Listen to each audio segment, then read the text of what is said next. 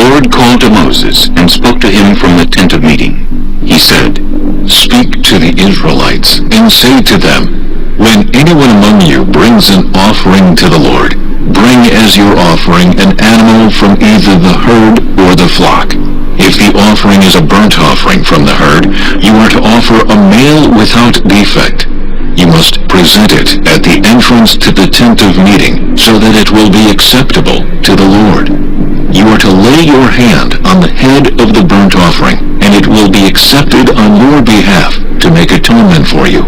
You are to slay." The Lord called to Moses and spoke to him from the tent of meeting. He said, "Speak to the Israelites against the sides of the altar at the entrance to the tent of meeting.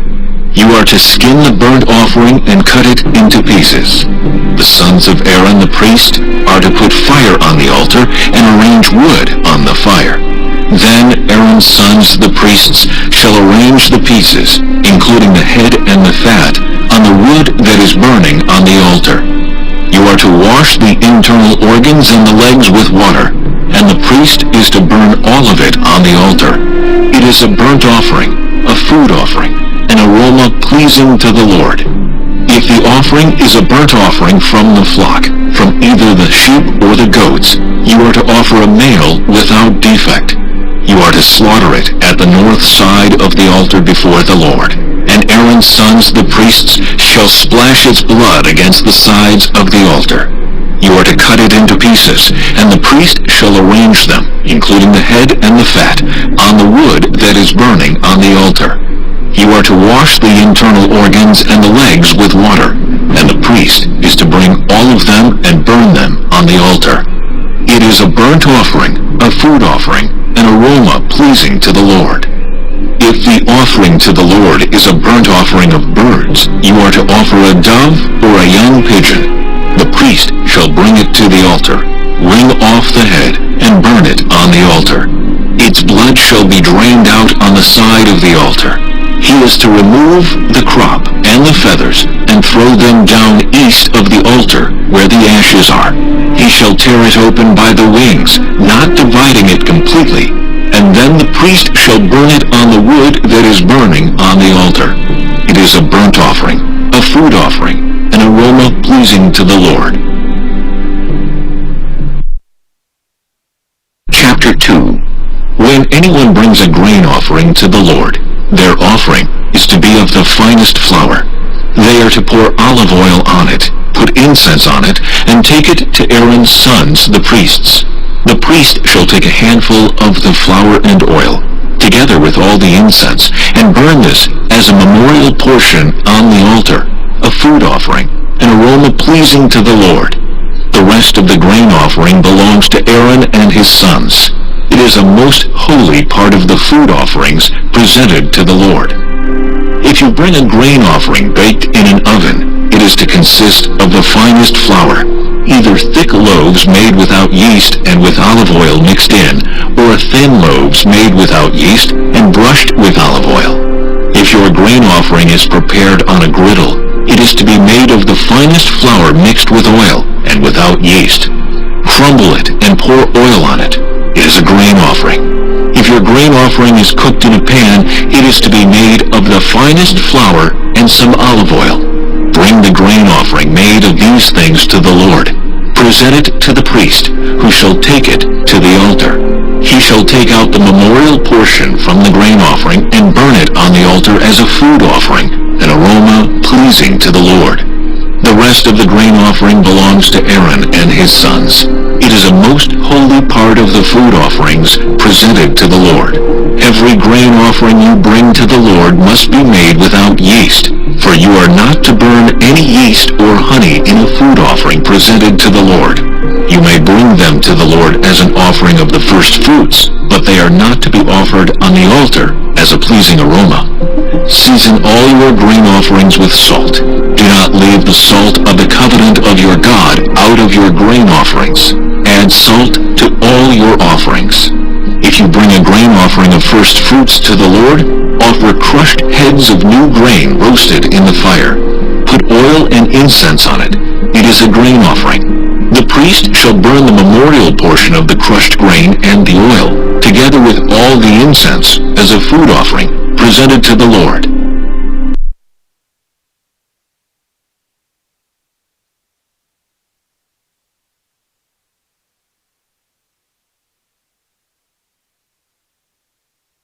Chapter 3.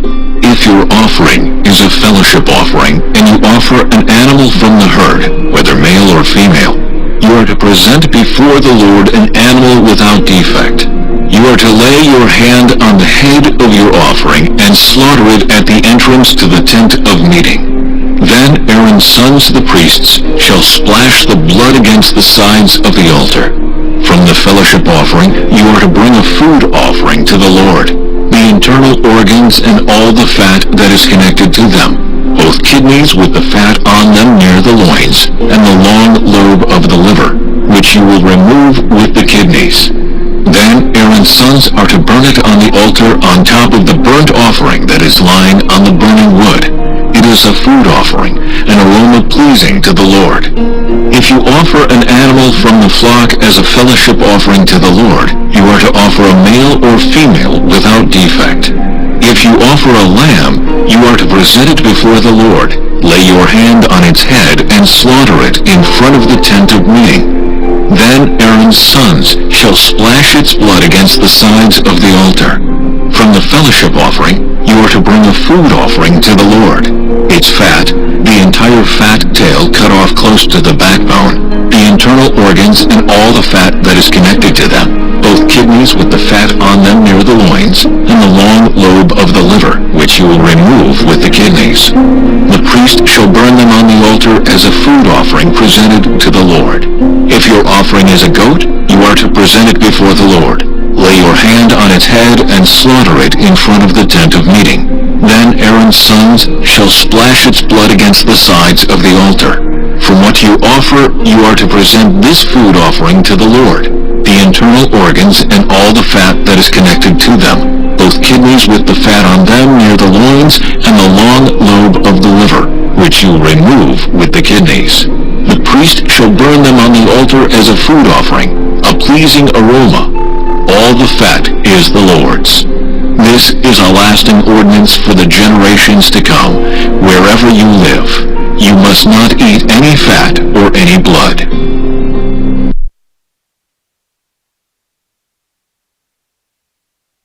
Chapter 4.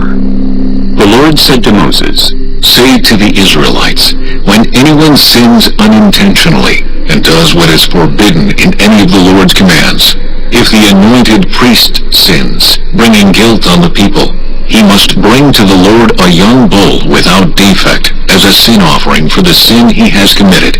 He is to present the bull at the entrance to the tent of meeting before the Lord. He is to lay his hand on its head and slaughter it there before the Lord. Then the anointed priest shall take some of the bull's blood and carry it into the tent of meeting. He is to dip his finger into the blood and sprinkle some of it 7 times before the Lord, in front of the curtain of the sanctuary. The priest shall then put some of the blood on the horns of the altar of fragrant incense that is before the Lord in the tent of meeting. The rest of the bull's blood he shall pour out at the base of the altar of burnt offering at the entrance to the tent of meeting. He shall remove all the fat from the bowl of the sin offering, all the fat that is connected to the internal organs, both kidneys with the fat on them near the loins, and the long lobe of the liver, which he will remove with the kidneys, just as the fat is removed from the ox sacrificed as a fellowship offering. Then the priest shall burn them on the altar of burnt offering.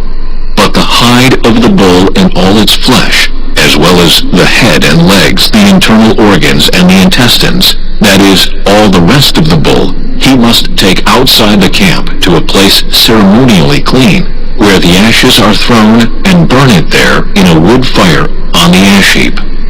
If the whole Israelite community sins unintentionally and does what is forbidden in any of the Lord's commands, even though the community is unaware of the matter, when they realize their guilt and the sin they committed becomes known, the assembly must bring a young bull as a sin offering and present it before the tent of meeting. The elders of the community are to lay their hands on the bull's head before the Lord, and the bull shall be slaughtered before the Lord. Then the anointed priest is to take some of the bull's blood into the tent of meeting. He shall dip his finger into the blood and sprinkle it before the Lord 7 times in front of the curtain. He is to put some of the blood on the horns of the altar that is before the Lord in the tent of meeting. The rest of the blood he shall pour out at the base of the altar of burnt offering at the entrance to the tent of meeting. He shall remove all the fat from it and burn it on the altar, and do with this bull just as he did with the bull for the sin offering. In this way, the priest will make atonement for the community, and they will be forgiven. Then he shall take the bull outside the camp and burn it as he burned the first bull.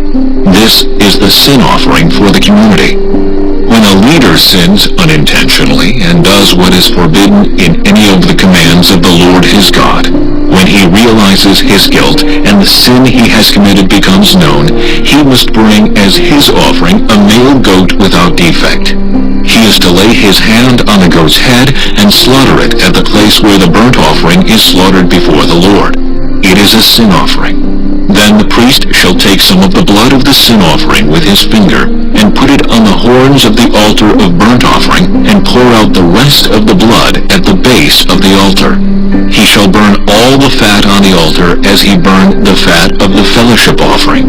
In this way, the priest will make atonement for the leader's sin, and he will be forgiven. If any member of the community sins unintentionally and does what is forbidden in any of the Lord's commands, when they realize their guilt and the sin they have committed becomes known, they must bring as their offering for the sin they committed a female goat without defect. They are to lay their hand on the head of the sin offering and slaughter it at the place of the burnt offering. Then the priest is to take some of the blood with his finger and put it on the horns of the altar of burnt offering and pour out the rest of the blood at the base of the altar. They shall remove all the fat, just as the fat is removed from the fellowship offering, and the priest shall burn it on the altar as an aroma pleasing to the Lord. In this way, the priest will make atonement for them, and they will be forgiven. If someone brings a lamb as their sin offering, they are to bring a female without defect. They are to lay their hand on its head and slaughter it for a sin offering at the place where the burnt offering is slaughtered. Then the priest shall take some of the blood of the sin offering with his finger and put it on the horns of the altar of burnt offering and pour out the rest of the blood at the base of the altar. They shall remove all the fat, just as the fat is removed from the lamb of the fellowship offering, and the priest shall burn it on the altar on top of the food offerings presented to the Lord. In this way, the priest will make atonement for them for the sin they have committed, and they will be forgiven.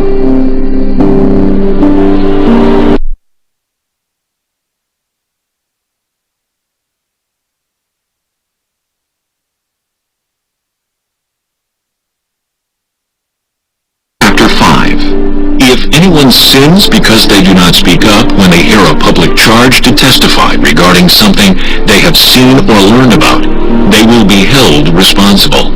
If anyone becomes aware that they are guilty, if they unwittingly touch anything ceremonially unclean, whether the carcass of an unclean animal, wild or domestic, or of any unclean creature that moves along the ground, and they are unaware that they have become unclean, but then they come to realize their guilt, or if they touch human uncleanness, anything that would make them unclean, even though they are unaware of it, but then they learn of it and realize their guilt, or if anyone thoughtlessly takes an oath to do anything, whether good or evil, in any matter one might carelessly swear about, even though they are unaware of it, but then they learn of it and realize their guilt. When anyone becomes aware that they are guilty in any of these matters, they must confess in what way they have sinned. As a penalty for the sin they have committed, they must bring to the Lord a female lamb or goat from the flock as a sin offering, and the priest shall make atonement for them for their sin. Anyone who cannot afford a lamb is to bring 2 doves or 2 young pigeons to the Lord as a penalty for their sin, one for a sin offering and the other for a burnt offering. They are to bring them to the priest, who shall first offer the one for the sin offering. He is to wring its head from its neck, not dividing it completely, and is to splash some of the blood of the sin offering against the side of the altar. The rest of the blood must be drained out at the base of the altar. It is a sin offering. The priest shall then offer the other as a burnt offering in the prescribed way and make atonement for them for the sin they have committed, and they will be forgiven. If, however, they cannot afford 2 doves or 2 young pigeons, they are to bring as an offering for their sin 1/10 of an ephah of the finest flour for a sin offering. They must not put olive oil or incense on it, because it is a sin offering. They are to bring it to the priest, who shall take a handful of it as a memorial portion and burn it on the altar on top of the food offerings presented to the Lord. It is a sin offering.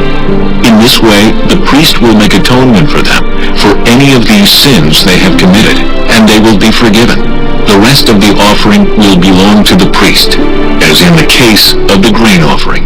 The Lord said to Moses, "When anyone is unfaithful to the Lord by sinning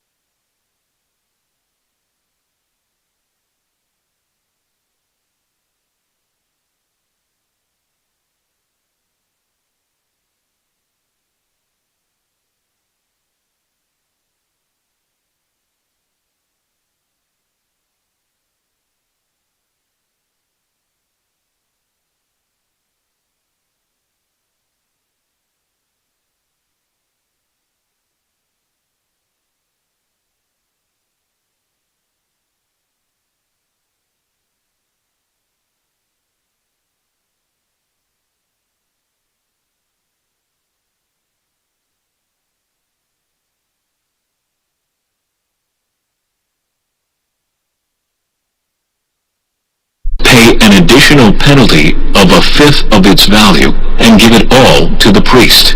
The priest will make atonement for them with the ram as a guilt offering, and they will be forgiven. If anyone sins and does what is forbidden in any of the Lord's commands, even though they do not know it, they are guilty and will be held responsible. They are to bring to the priest as a guilt offering a ram from the flock, one without defect and of the proper value.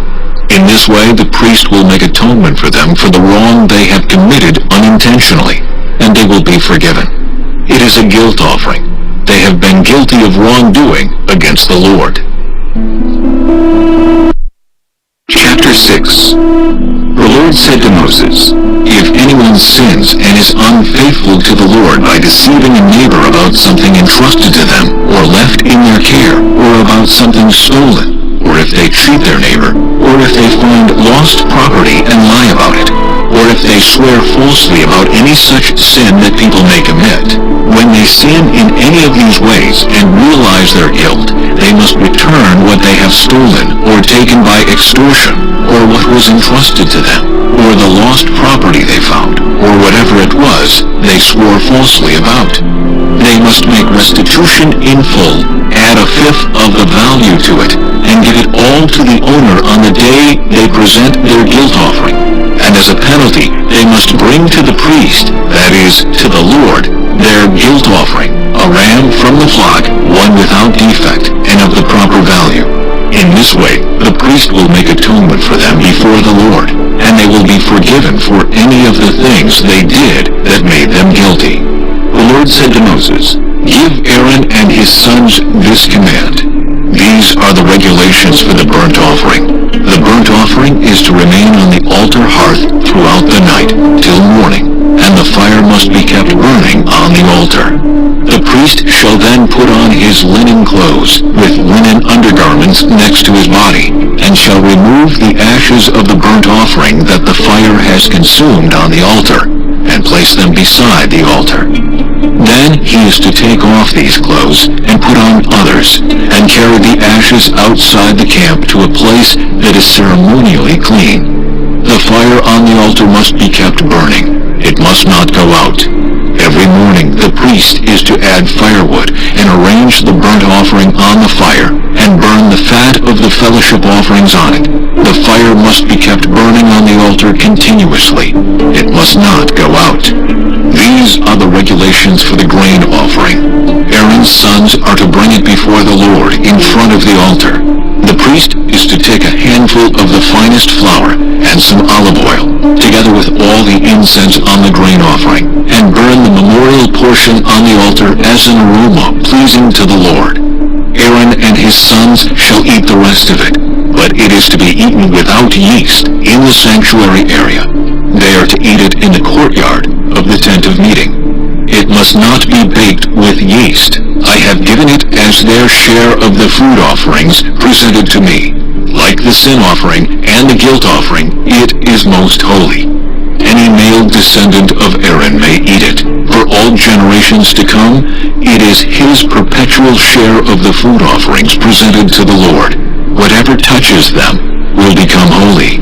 The Lord also said to Moses, "This is the offering Aaron and his sons are to bring to the Lord on the day he is anointed, 1/10 of an ephah of the finest flour as a regular grain offering, half of it in the morning and half in the evening. It must be prepared with oil on a griddle.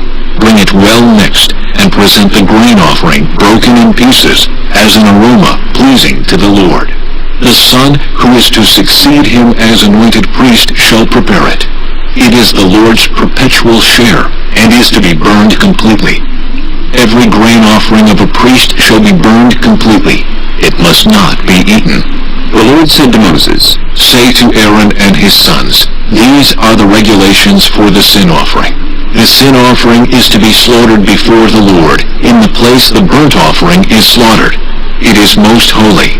The priest who offers it shall eat it. It is to be eaten in the sanctuary area, in the courtyard of the tent of meeting. Whatever touches any of the flesh will become holy.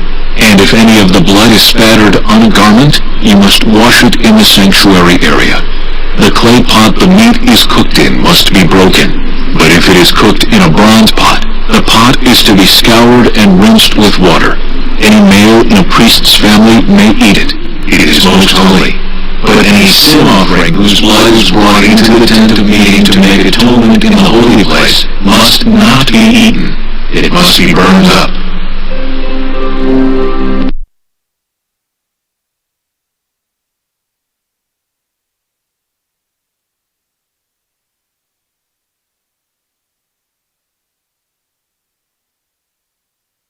Chapter 7. These are the regulations for the guilt offering, which is most holy. The guilt offering is to be slaughtered in the place where the burnt offering is slaughtered, and its blood is to be splashed against the sides of the altar.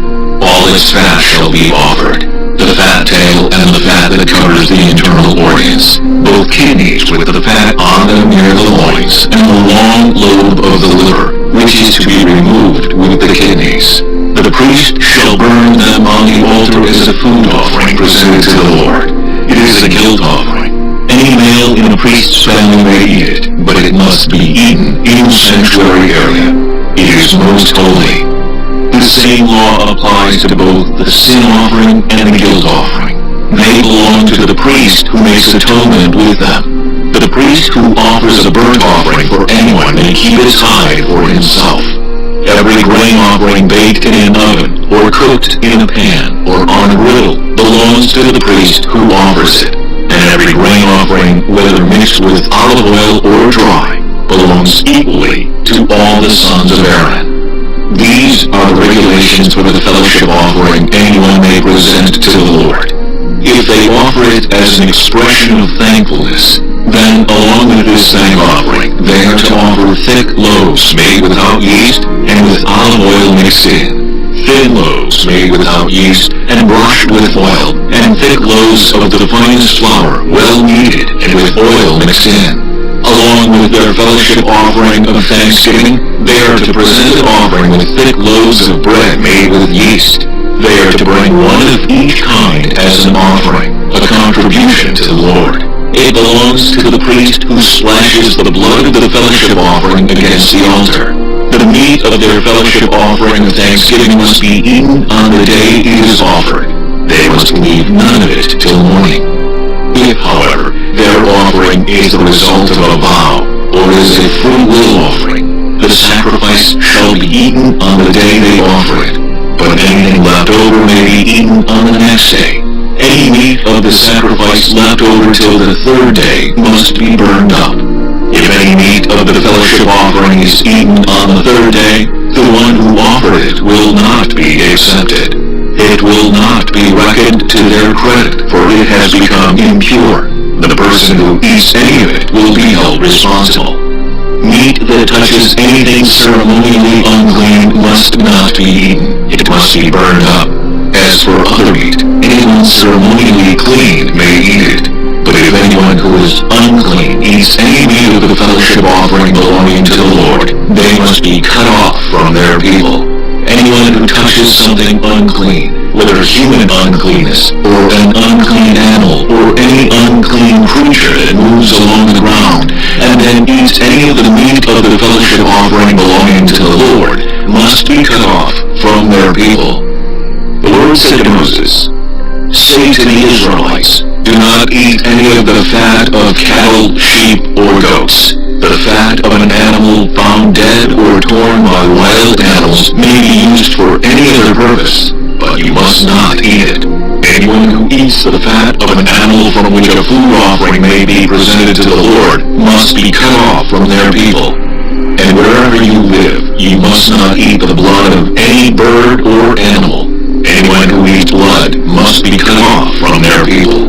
The Lord said to Moses, "Say to the Israelites, anyone who brings a fellowship offering to the Lord is to bring part of it as their sacrifice to the Lord. With their own hands they are to present the food offering to the Lord. They are to bring the fat together with the breast, and wave the breast before the Lord as a wave offering. The priest shall burn the fat on the altar, but the breast belongs to Aaron and his sons. You are to give the right thigh of your fellowship offerings to the priest as a contribution. The son of Aaron who offers the blood and the fat of the fellowship offering shall have the right thigh as his share. From the fellowship offerings of the Israelites I have taken the breast that is waved and the thigh that is presented, and have given them to Aaron the priest and his sons as their perpetual share from the Israelites. This is the portion of the food offerings presented to the Lord that were allotted to Aaron and his sons on the day they were presented to serve the Lord as priests. On the day they were anointed, the Lord commanded that the Israelites give this to them as their perpetual share for the generations to come. These then are the regulations for the burnt offering, the grain offering, the sin offering, the guilt offering, the ordination offering, and the fellowship offering, which the Lord gave Moses at Mount Sinai in the desert of Sinai on the day he commanded the Israelites to bring their offerings to the Lord.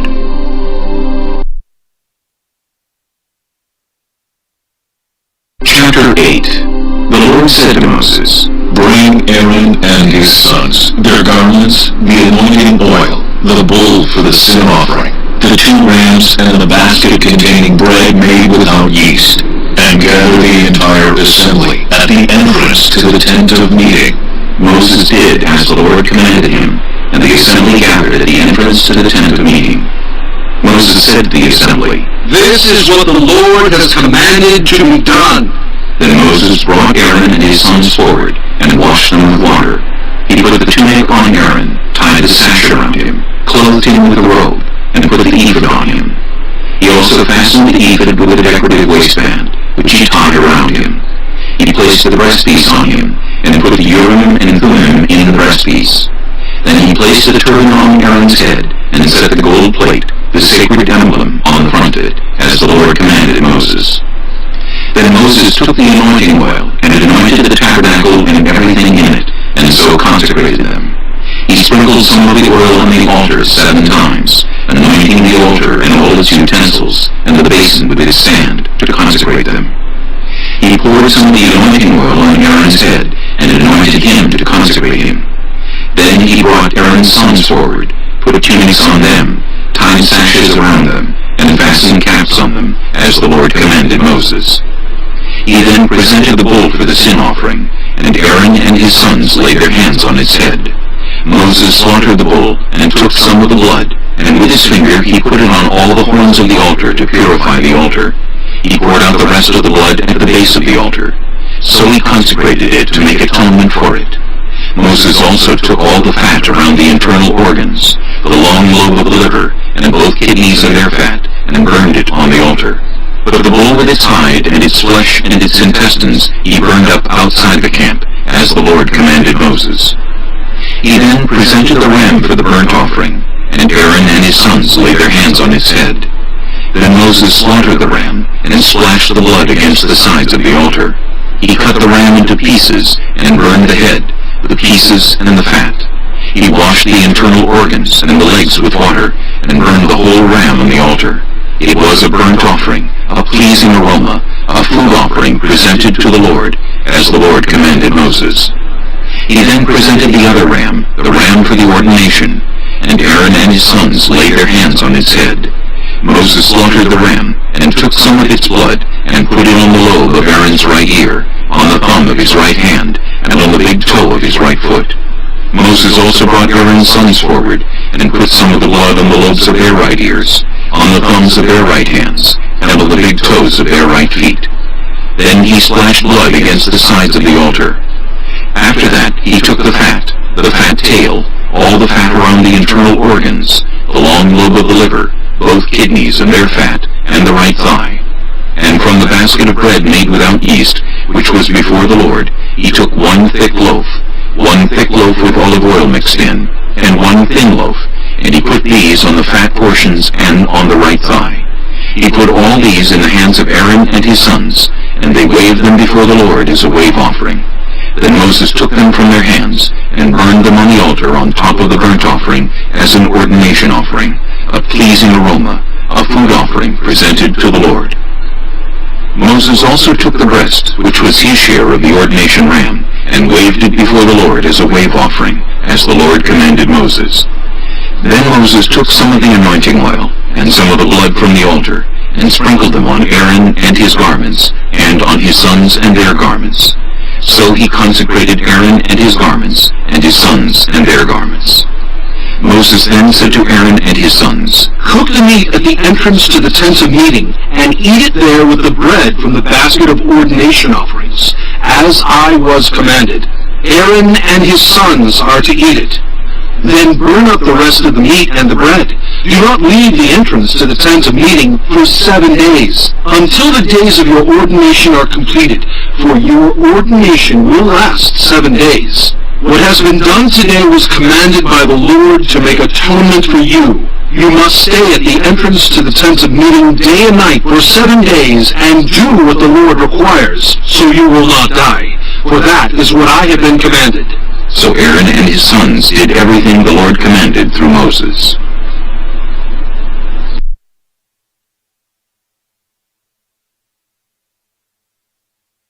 Chapter 9.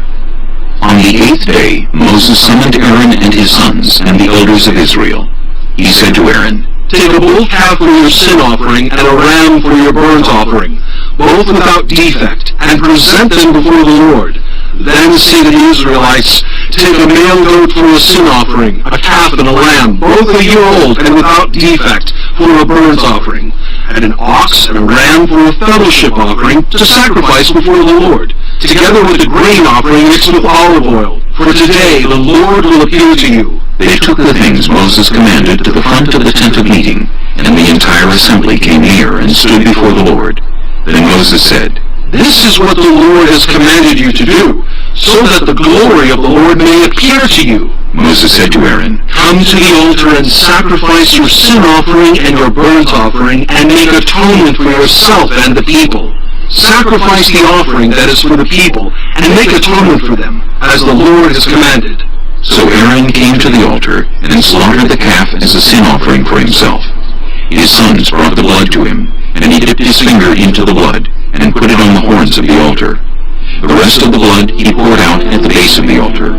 On the altar he burned the fat, the kidneys, and the long lobe of the liver from the sin offering, as the Lord commanded Moses.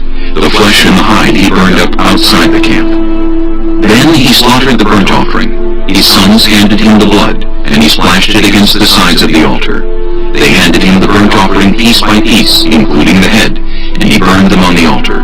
He washed the internal organs and the legs, and burned them on top of the burnt offering on the altar. Aaron then brought the offering that was for the people. He took the goat for the people's sin offering, and slaughtered it, and offered it for a sin offering as he did with the first one. He brought the burnt offering, and offered it in the prescribed way. He also brought the grain offering, took a handful of it, and burned it on the altar, in addition to the morning's burnt offering. He slaughtered the ox and the ram as the fellowship offering for the people. His sons handed him the blood, and he splashed it against the sides of the altar.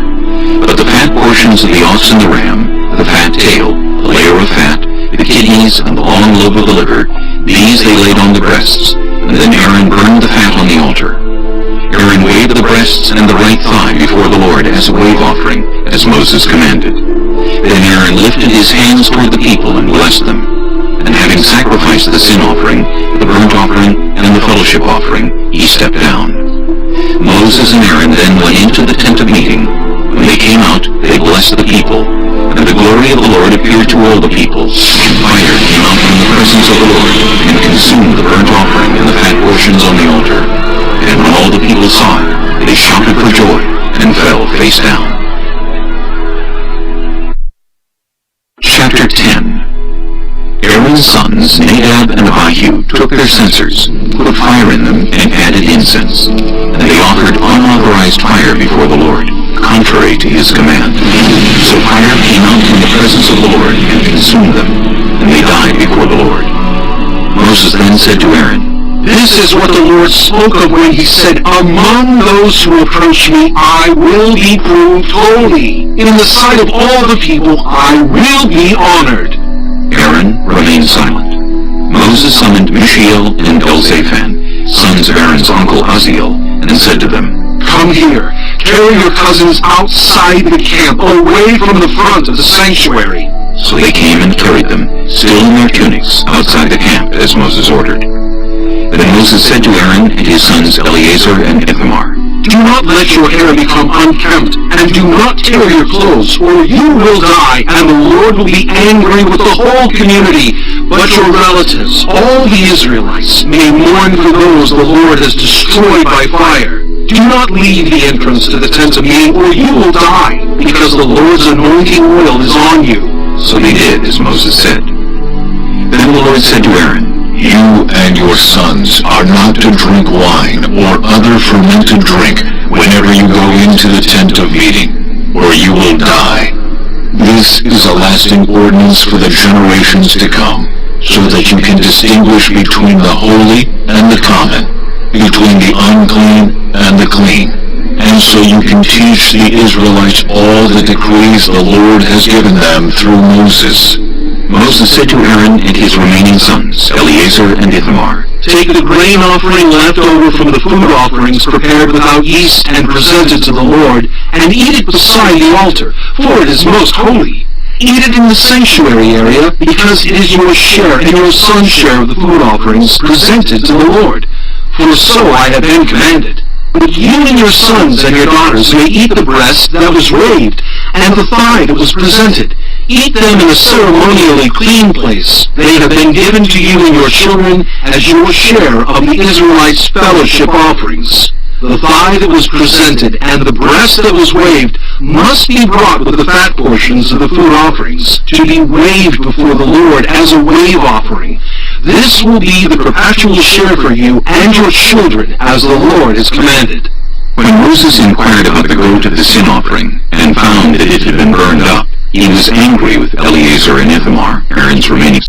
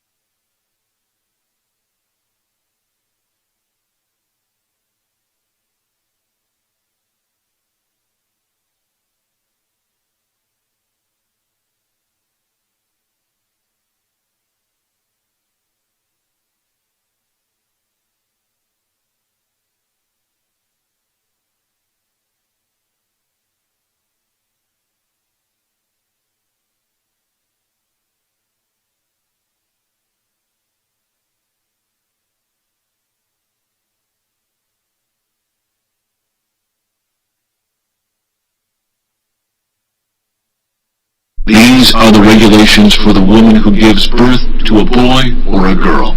But if she cannot afford a lamb, she is one for a burnt offering and the other for a sin offering.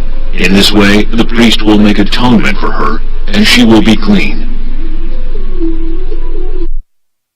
Chapter 13. The Lord said to Moses and Aaron, when anyone has a swelling, or a rash, or a shiny spot on their skin that may be a defiling skin disease, they must be brought to Aaron the priest, or to one of his sons who is a priest. The priest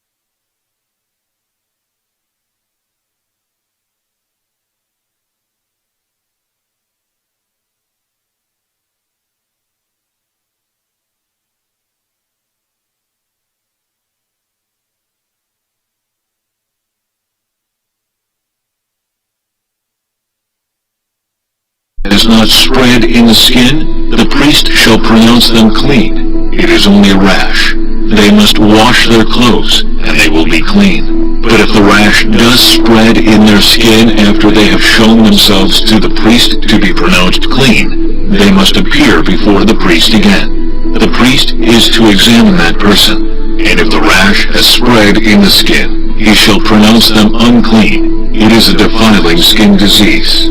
When anyone has a defiling skin disease, they must be brought to the priest. The priest is to examine them, and if there is a white swelling in the skin that has turned the hair white, and if there is raw flesh in the swelling, it is a chronic skin disease, and the priest shall pronounce them unclean. He is not to isolate them, because they are already unclean.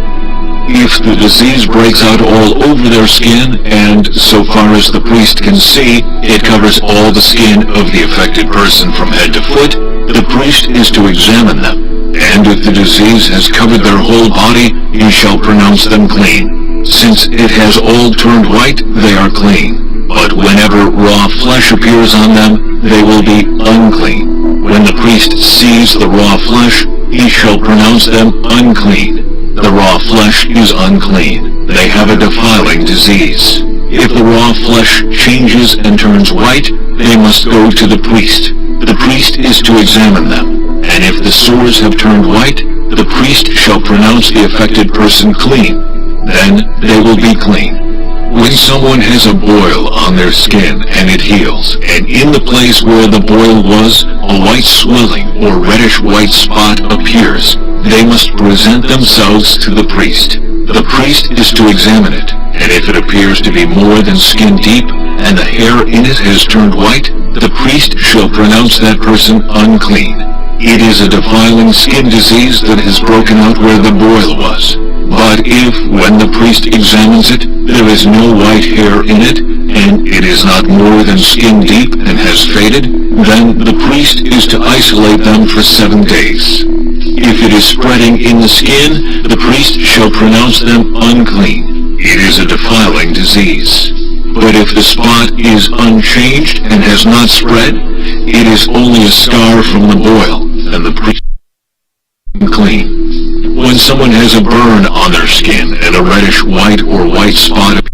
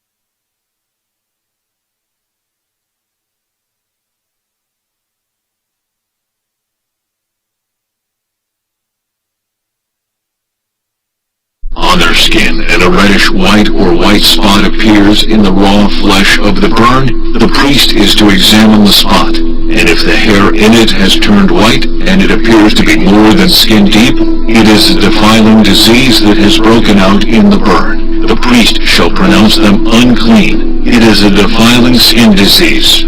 But if the priest examines it, and there is no white hair in the spot, and if it is not more than skin deep and has faded, then the priest is to isolate them for 7 days. On the 7th day the priest is to examine that person, and if it is spreading in the skin, the priest shall pronounce them unclean. It is a defiling skin disease.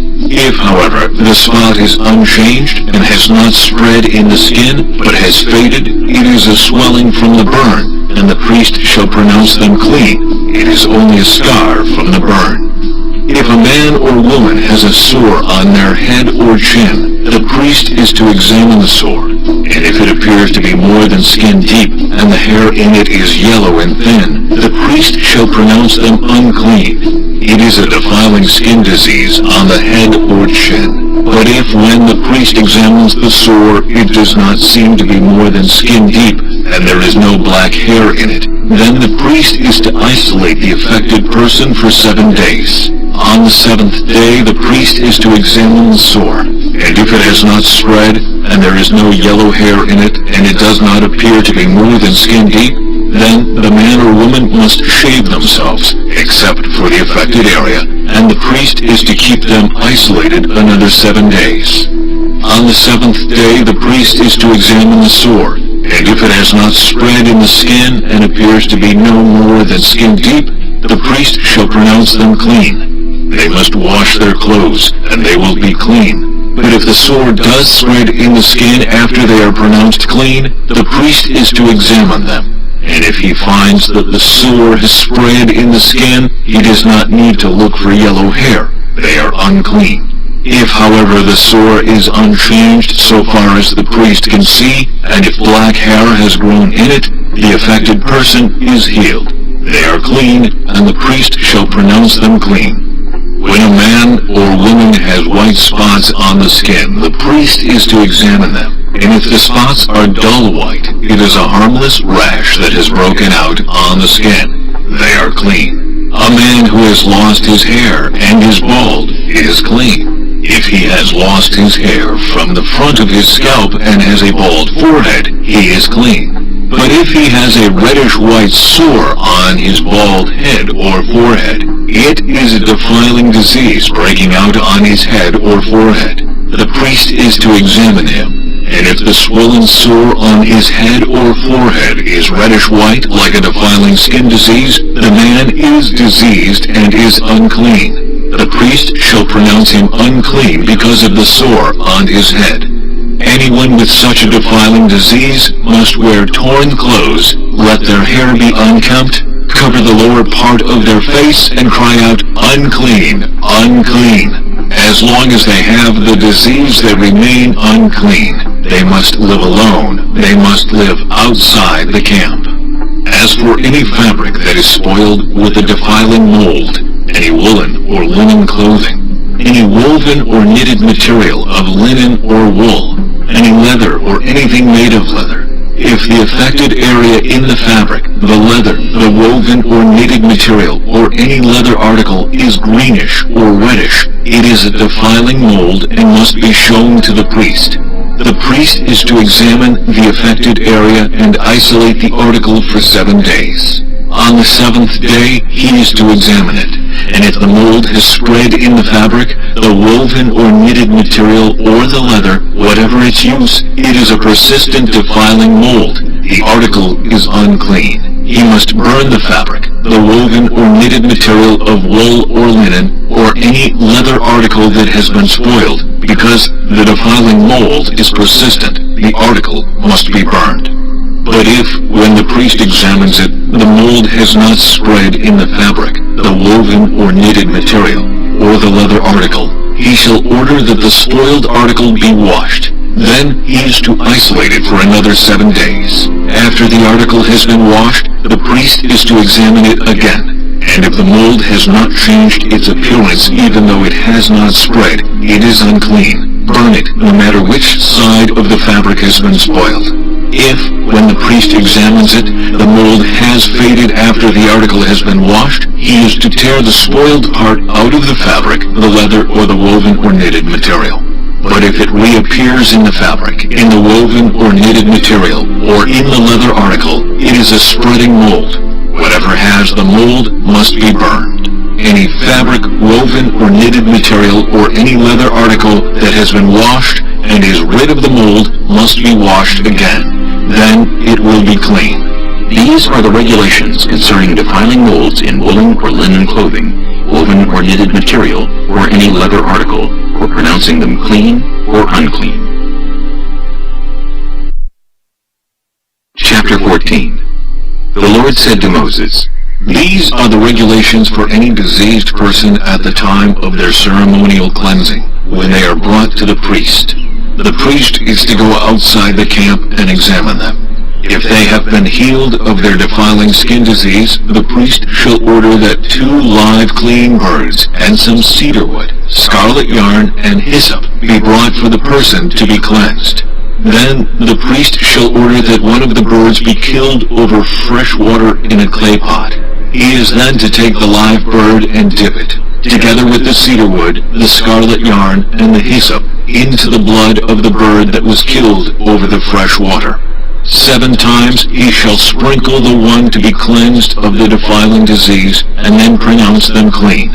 After that, he is to release the live bird in the open fields. The person to be cleansed must wash their clothes, shave off all their hair, and bathe with water. Then they will be ceremonially clean. After this, they may come into the camp, but they must stay outside their tent for 7 days. On the 7th day, they must shave off all their hair. They must shave their head, their beard, their eyebrows, and the rest of their hair.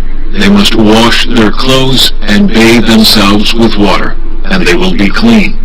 On the 8th day, they must bring 2 male lambs and 1 ewe lamb a year old, each without defect, along with 3/10 of an ephah of the finest flour mixed with olive oil for a grain offering, and 1 log of oil.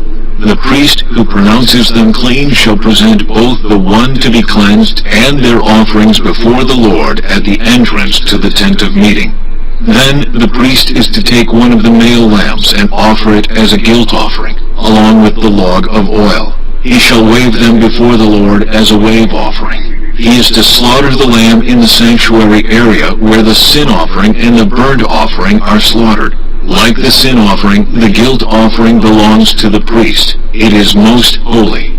The priest is to take some of the blood of the guilt offering and put it on the lobe of the right ear of the one to be cleansed, on the thumb of their right hand, and on the big toe of their right foot.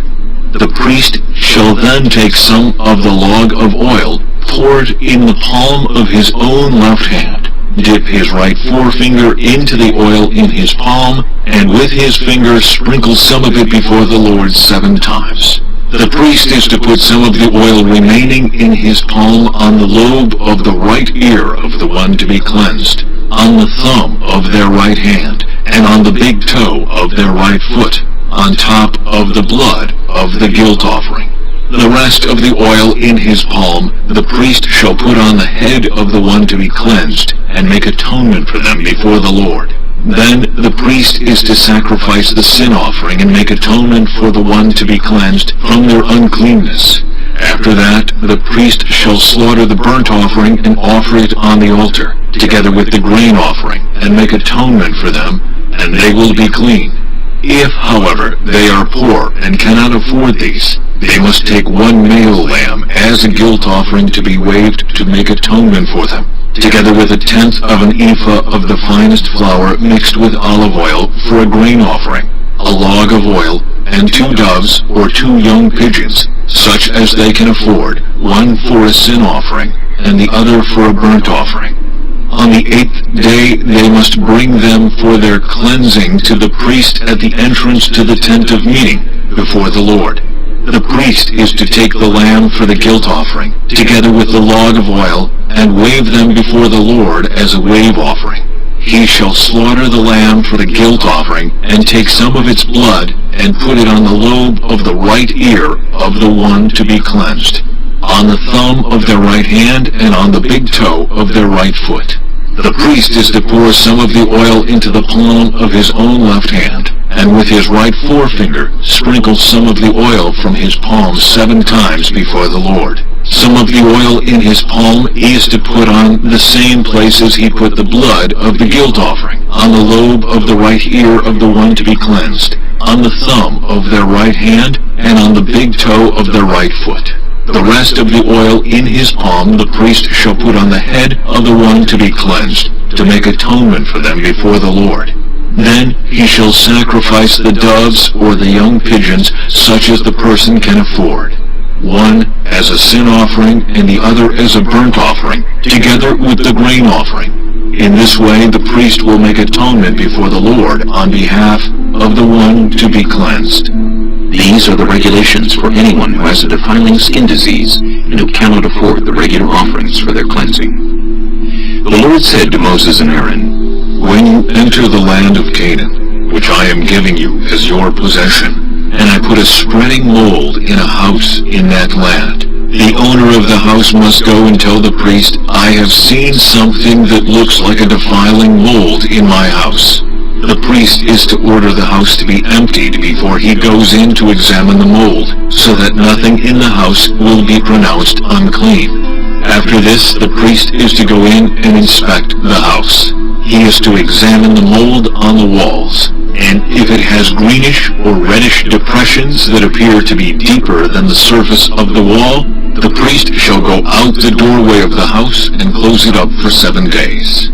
On the 7th day the priest shall return to inspect the house. If the mold has spread on the walls, he is to order that the contaminated stones be torn out and thrown into an unclean place outside the town. He must have all the inside walls of the house scraped, and the material that is scraped off dumped into an unclean place outside the town. Then they are to take other stones to replace these, and take new clay and plaster the house. If the defiling mold reappears in the house after the stones have been torn out, and the house scraped and plastered, the priest is to go and examine it, and if the mold has spread in the house, it is a persistent defiling mold. The house is unclean. It must be torn down, its stones, timbers, and all the plaster, and taken out of the town to an unclean place.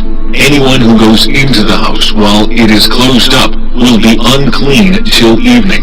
Anyone who sleeps or eats in the house must wash their clothes.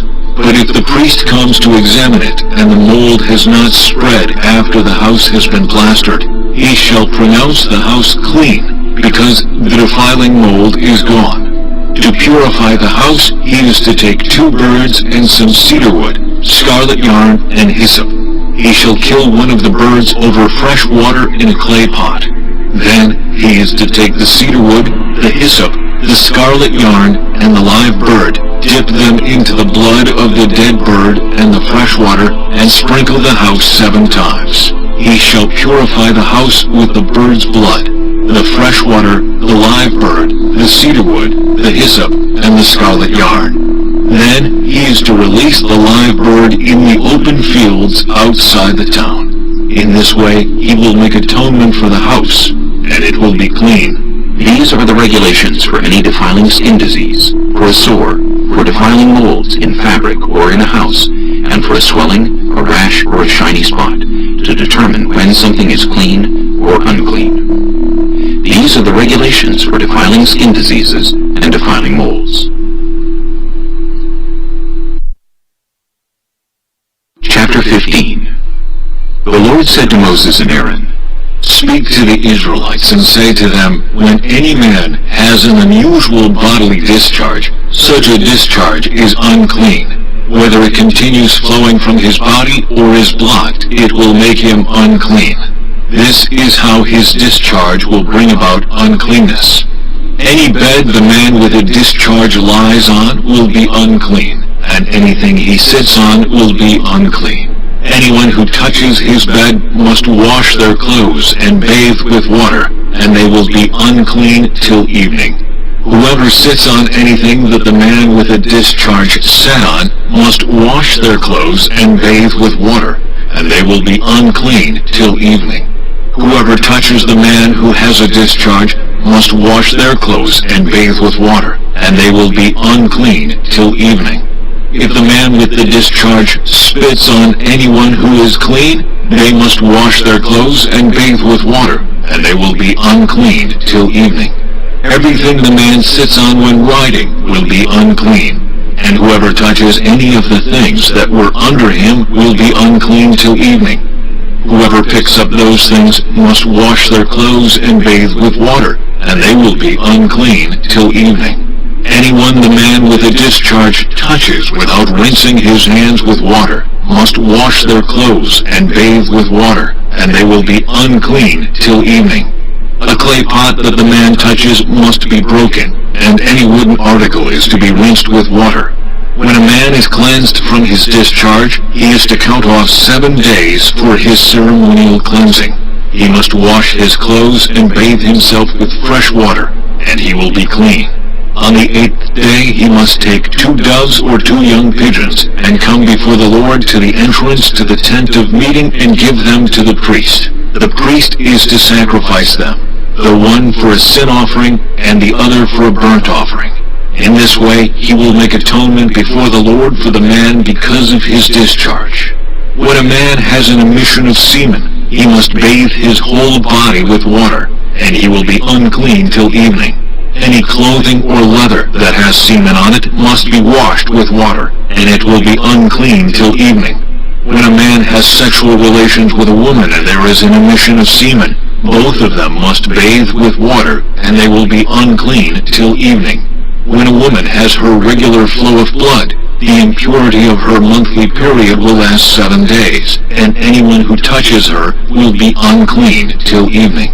Anything she lies on during her period will be unclean, and anything she sits on will be unclean. Anyone who touches her bed will be unclean. They must wash their clothes and bathe with water, and they will be unclean till evening. Anyone who touches anything she sits on will be unclean. They must wash their clothes and bathe with water, and they will be unclean till evening. Whether it is the bed or anything she was sitting on, when anyone touches it, they will be unclean till evening. If a man has sexual relations with her and her monthly flow touches him, he will be unclean for 7 days. Any bed he lies on will be unclean. When a woman has a discharge of blood for many days at a time other than her monthly period, or has a discharge that continues beyond her period, she will be unclean as long as she has the discharge, just as in the days of her period. Any bed she lies on while her discharge continues will be unclean, as is her bed during her monthly period, and anything she sits on will be unclean, as during her period. Anyone who touches them will be unclean.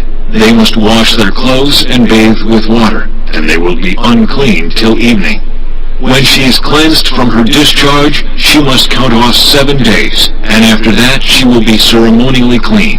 On the 8th day she must take 2 doves or 2 young pigeons, and bring them to the priest at the entrance to the tent of meeting. The priest is to sacrifice one for a sin offering and the other for a burnt offering. In this way he will make atonement for her before the Lord for the uncleanness of her discharge. You must keep the Israelites separate from things that make them unclean, so they will not die in their uncleanness for defiling my dwelling place, which is among them.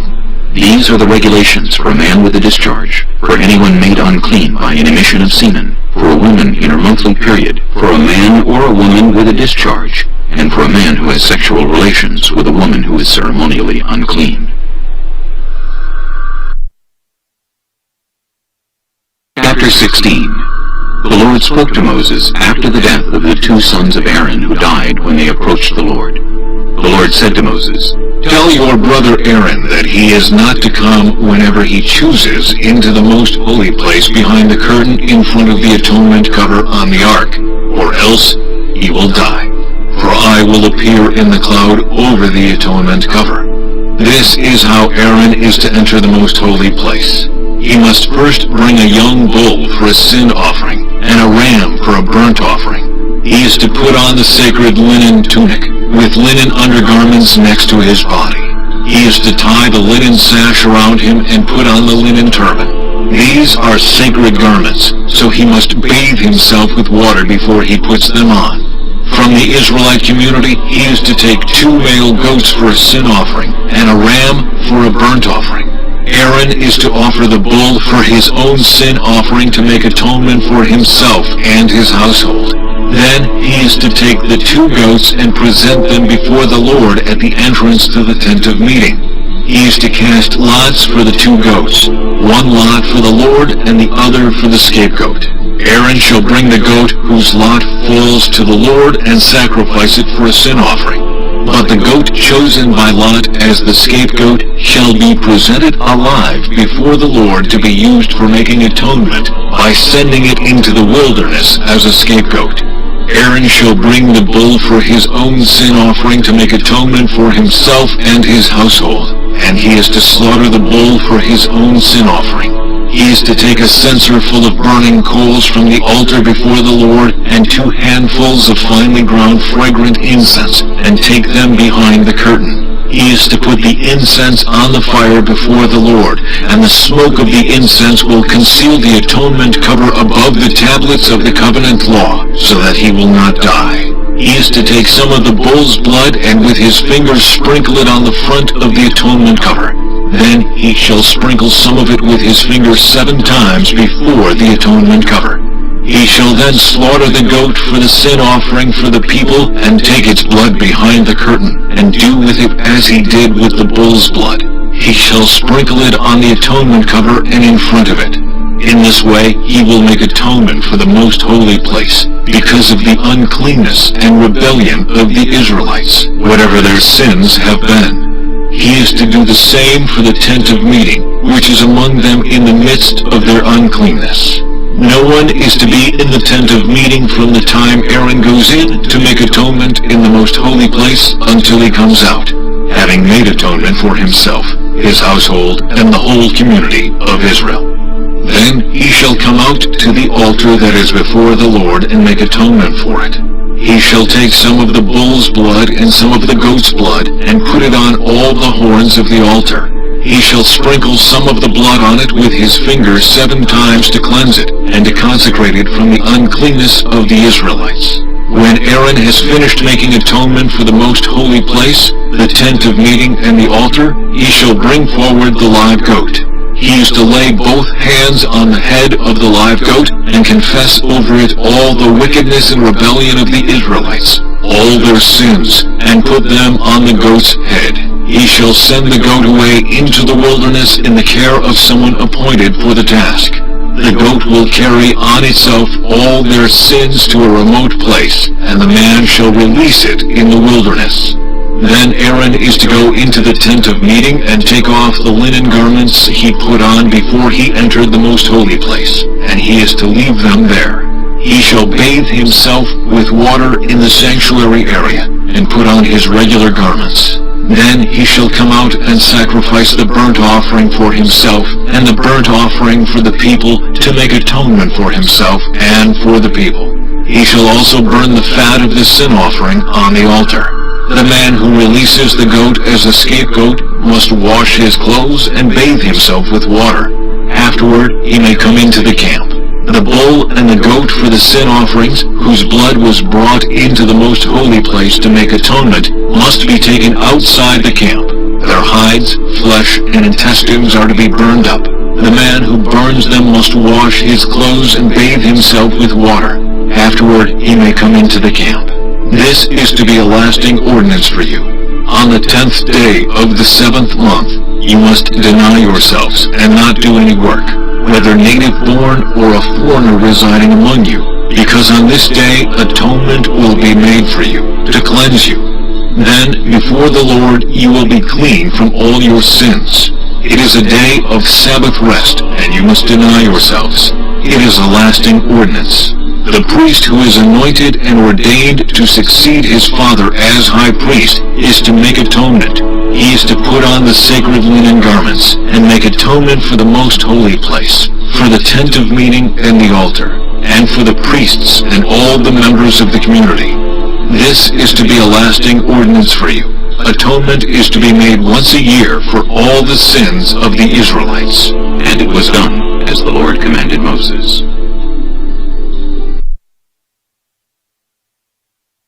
Chapter 17. The Lord said to Moses, Speak to Aaron and his sons, and to all the Israelites, and say to them, This is what the Lord has commanded. Any Israelite who sacrifices an ox, a lamb, or a goat in the camp or outside of it, instead of bringing it to the entrance to the tent of meeting to present it as an offering to the Lord in front of the tabernacle of the Lord, that person shall be considered guilty of bloodshed. They have shed blood and must be cut off from their people. This is so the Israelites will bring to the Lord the sacrifices they are now making in the open fields. They must bring them to the priest, that is, to the Lord, at the entrance to the tent of meeting, and sacrifice them as fellowship offerings. The priest is to splash the blood against the altar of the Lord at the entrance to the tent of meeting, and burn the fat as an aroma pleasing to the Lord. They must no longer offer any of their sacrifices to the goat idols, to whom they prostitute themselves. This is to be a lasting ordinance for them and for the generations to come. Say to them, any Israelite or any foreigner residing among them who offers a burnt offering or sacrifice and does not bring it to the entrance to the tent of meeting to sacrifice it to the Lord must be cut off from the people of Israel. I will set my face against any Israelite or any foreigner residing among them who eats blood, and I will cut them off from the people. For the life of a creature is in the blood, and I have given it to you to make atonement for yourselves on the altar. It is the blood that makes atonement for one's life. Therefore I say to the Israelites, none of you may eat blood, nor may any foreigner residing among you eat blood. Any Israelite or any foreigner residing among you who hunts any animal or bird that may be eaten must drain out the blood and cover it with earth, because the life of every creature is its blood. That is why I have said to the Israelites, you must not eat the blood of any creature, because the life of every creature is its blood. Anyone who eats it must be cut off. Anyone, whether native-born or foreigner, who eats anything found dead or torn by wild animals, must wash their clothes and bathe with water, and they will be ceremonially unclean till evening. Then they will be clean. But if they do not wash their clothes and bathe themselves, they will be held responsible. Chapter 18. The Lord said to Moses, Speak to the Israelites, and say to them, I am the Lord your God. You must not do as they do in Egypt, where you used to live, and you must not do as they do in the land of Canaan, where I am bringing you. Do not follow their practices. You must obey my laws and be careful to follow my decrees. I am the Lord your God. Keep my decrees and laws, for the person who obeys them will live by them. I am the Lord. No one is to approach any close relative to have sexual relations. I am the Lord. Do not dishonor your father by having sexual relations with your mother. She is your mother. Do not have relations with her. Do not have sexual relations with your father's wife. That would dishonor your father. Do not have sexual relations with your sister, either your father's daughter or your mother's daughter, whether she was born in the same home or elsewhere. Do not have sexual relations with your son's daughter or your daughter's daughter. That would dishonor you. Do not have sexual relations with the daughter of your father's wife, born to your father. She is your sister. Do not have sexual relations with your father's sister. She is your father's close relative. Do not have sexual relations with your mother's sister, because she is your mother's close relative. Do not dishonor your father's brother by approaching his wife to have sexual relations. She is your aunt. Do not have sexual relations with your daughter-in-law. She is your son's wife. Do not have relations with her. Do not have sexual relations with your brother's wife. That would dishonor your brother. Do not have sexual relations with both a woman and her daughter. Do not have sexual relations with either her son's daughter or her daughter's daughter. They are her close relatives. That is wickedness. Do not take your wife's sister as a rival wife and have sexual relations with her while your wife is living. Do not approach a woman to have sexual relations during the uncleanness of her monthly period. Do not have sexual relations with your neighbor's wife and defile yourself with her. Do not give any of your children to be sacrificed to Moloch, for you must not profane the name of your God. I am the Lord. Do not have sexual relations with a man as one does with a woman. That is detestable. Do not have sexual relations with an animal and defile yourself with it. A woman must not present herself to an animal to have sexual relations with it. That is a perversion.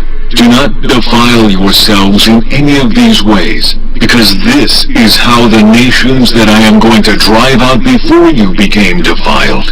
Even the land was defiled, so I punished it for its sin, and the land vomited out its inhabitants. But you must keep my decrees and my laws. The native-born and the foreigners residing among you must not do any of these detestable things, for all these things were done by the people who lived in the land before you, and the land became defiled.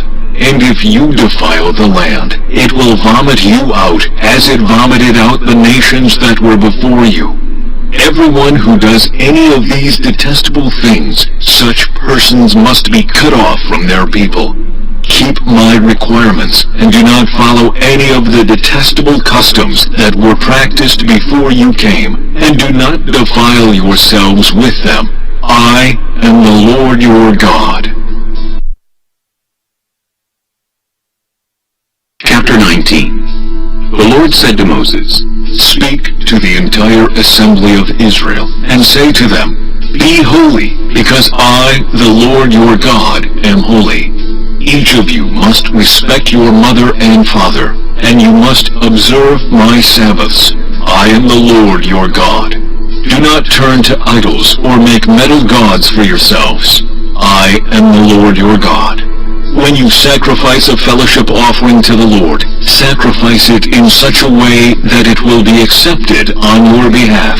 It shall be eaten on the day you sacrifice it, or on the next day. Anything left over until the third day must be burned up. If any of it is eaten on the third day, it is impure and will not be accepted. Whoever eats it will be held responsible, because they have desecrated what is holy to the Lord. They must be cut off from their people. When you reap the harvest of your land, do not reap to the very edges of your field, or gather the gleanings of your harvest. Do not go over your vineyard a second time, or pick up the grapes that have fallen. Leave them for the poor and the foreigner. I am the Lord your God. Do not steal. Do not lie. Do not deceive one another. Do not swear falsely by my name, and so profane the name of your God. I am the Lord. Do not defraud or rob your neighbor. Do not hold back the wages of a hired worker overnight. Do not curse the deaf or put a stumbling block in front of the blind, but fear your God. I am the Lord. Do not pervert justice. Do not show partiality to the poor or favoritism to the great, but judge your neighbor fairly. Do not go about spreading slander among your people. Do not do anything that endangers your neighbor's life. I am the Lord. Do not hate a fellow Israelite in your heart. Rebuke your neighbor frankly, so you will not share in their guilt. Do not seek revenge or bear a grudge against anyone among your people, but love your neighbor as yourself. I am the Lord. Keep my decrees. Do not meet different kinds of animals. Do not plant your field with two kinds of seed. Do not wear clothing woven of two kinds of material. If a man sleeps with a female slave who is promised to another man, but who has not been ransomed or given her freedom, there must be due punishment. Yet they are not to be put to death, because she had not been freed. The man, however, must bring a ram to the entrance to the tent of meeting for a guilt offering to the Lord. With the ram of the guilt offering, the priest is to make atonement for him before the Lord for the sin he has committed, and his sin will be forgiven. When you enter the land and plant any kind of fruit tree, regard its fruit as forbidden. For 3 years you are to consider it forbidden. It must not be eaten. In the 4th year all its fruit will be holy, an offering of praise to the Lord. But in the 5th year you may eat its fruit. In this way you are priest. I am the Lord your God. Do not eat any meat with the blood still in it. Do not practice divination or seek omens. Do not cut the hair at the sides of your head or clip off the edges of your beard. Do not cut your bodies for the dead or put tattoo marks on yourselves. I am the Lord. Do not degrade your daughter by making her a prostitute, or the land will turn to prostitution and be filled with wickedness. Observe my Sabbaths, and have reverence for my sanctuary. I am the Lord.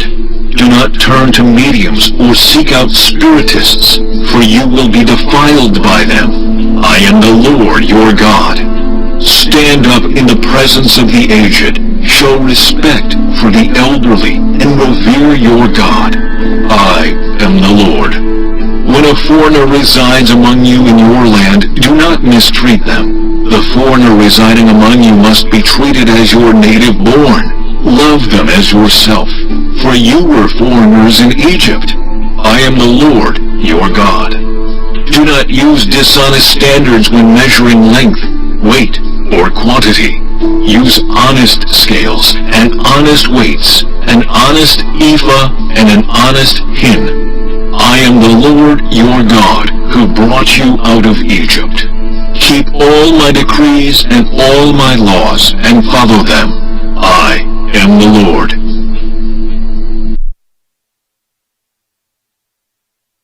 Chapter 20. The Lord said to Moses, Say to the Israelites, any Israelite or any foreigner residing in Israel who sacrifices any of his children to Moloch is to be put to death. The members of the community are to stone him. I myself will set my face against him, and will cut him off from his people. For by sacrificing his children to Moloch, he has defiled my sanctuary and profaned my holy name. If the members of the community close their eyes when that man sacrifices one of his children to Moloch, and if they fail to put him to death, I myself will set my face against him and his family, and will cut them off from their people, together with all who follow him in prostituting themselves to Moloch. I will set my face against anyone who turns to mediums and spiritists to prostitute themselves by following them, and I will cut them off from their people. Consecrate yourselves and be holy, because I am the Lord your God. Keep my decrees and follow them. I am the Lord who makes you holy. Anyone who curses their father or mother is to be put to death. Because they have cursed their father or mother, their blood will be on their own head. If a man commits adultery with another man's wife, with the wife of his neighbor, both the adulterer and the adulteress are to be put to death.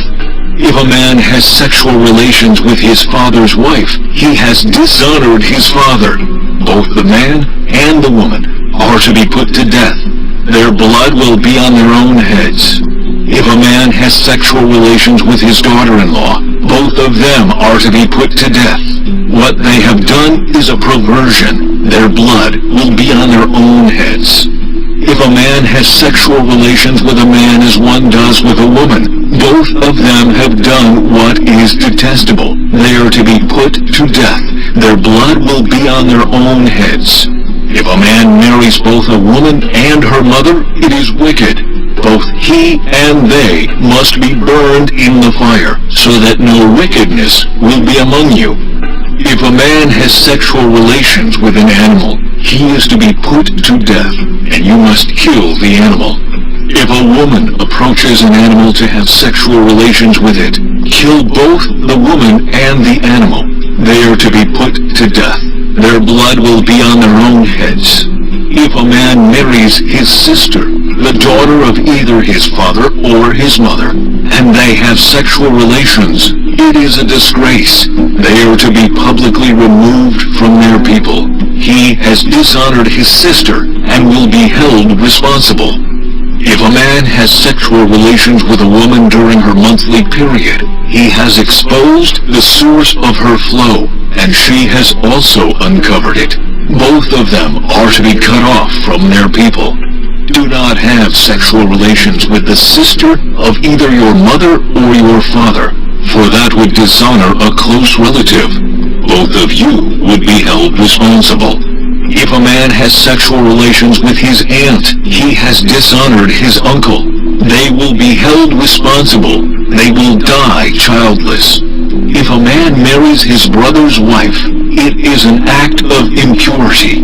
He has dishonored his brother. They will be childless. Keep all my decrees and laws and follow them, so that the land where I am bringing you to live may not vomit you out. You must not live according to the customs of the nations I am going to drive out before you. Because they did all these things, I abhorred them. But I said to you, you will possess their land. I will give it to you as an inheritance, a land flowing with milk and honey. I am the Lord your God, who has set you apart from the nations.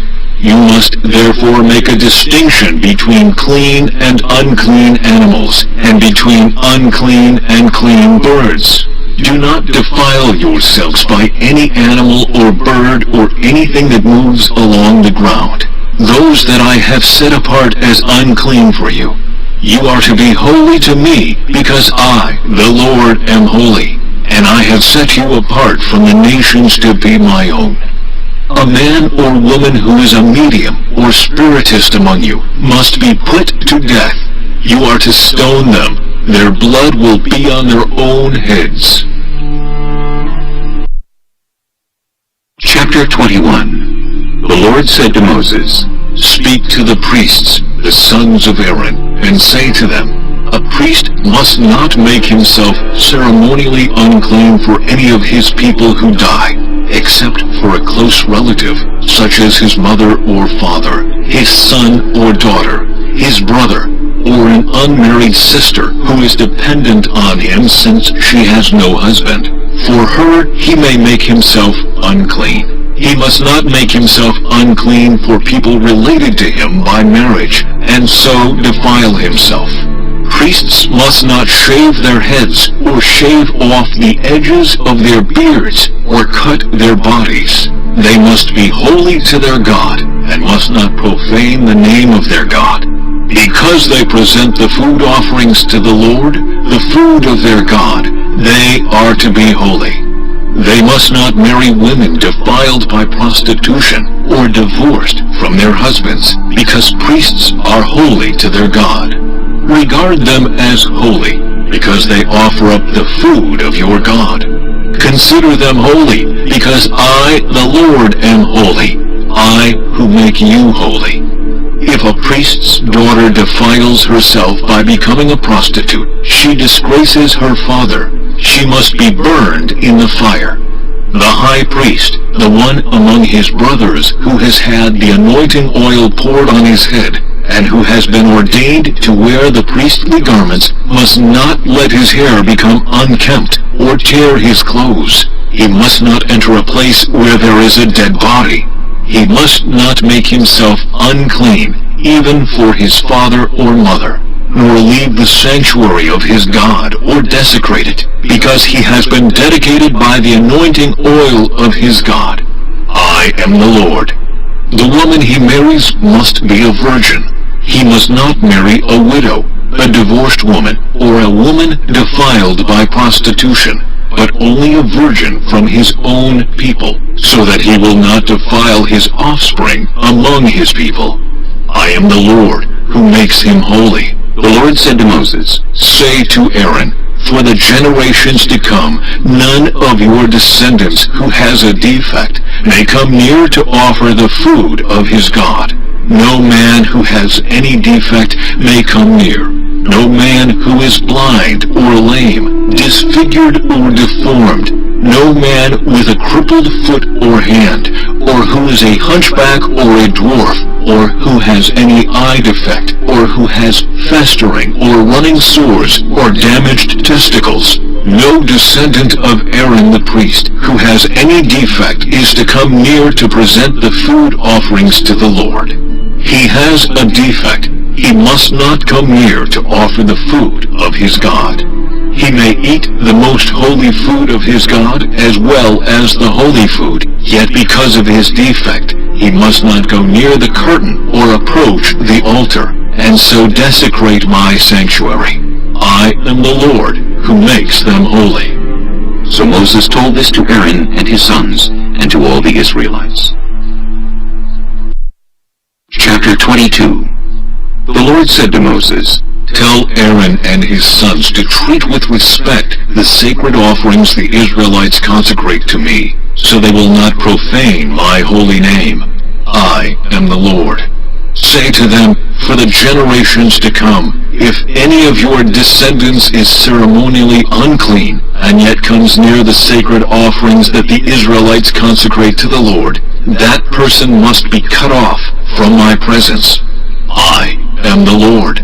If a descendant of Aaron has a defiling skin disease or a bodily discharge, he may not eat the sacred offerings until he is cleansed. He will also be unclean if he touches something defiled by a corpse, or by anyone who has an emission of semen, or if he touches any crawling thing that makes him unclean, or any person who makes him unclean, whatever the uncleanness may be.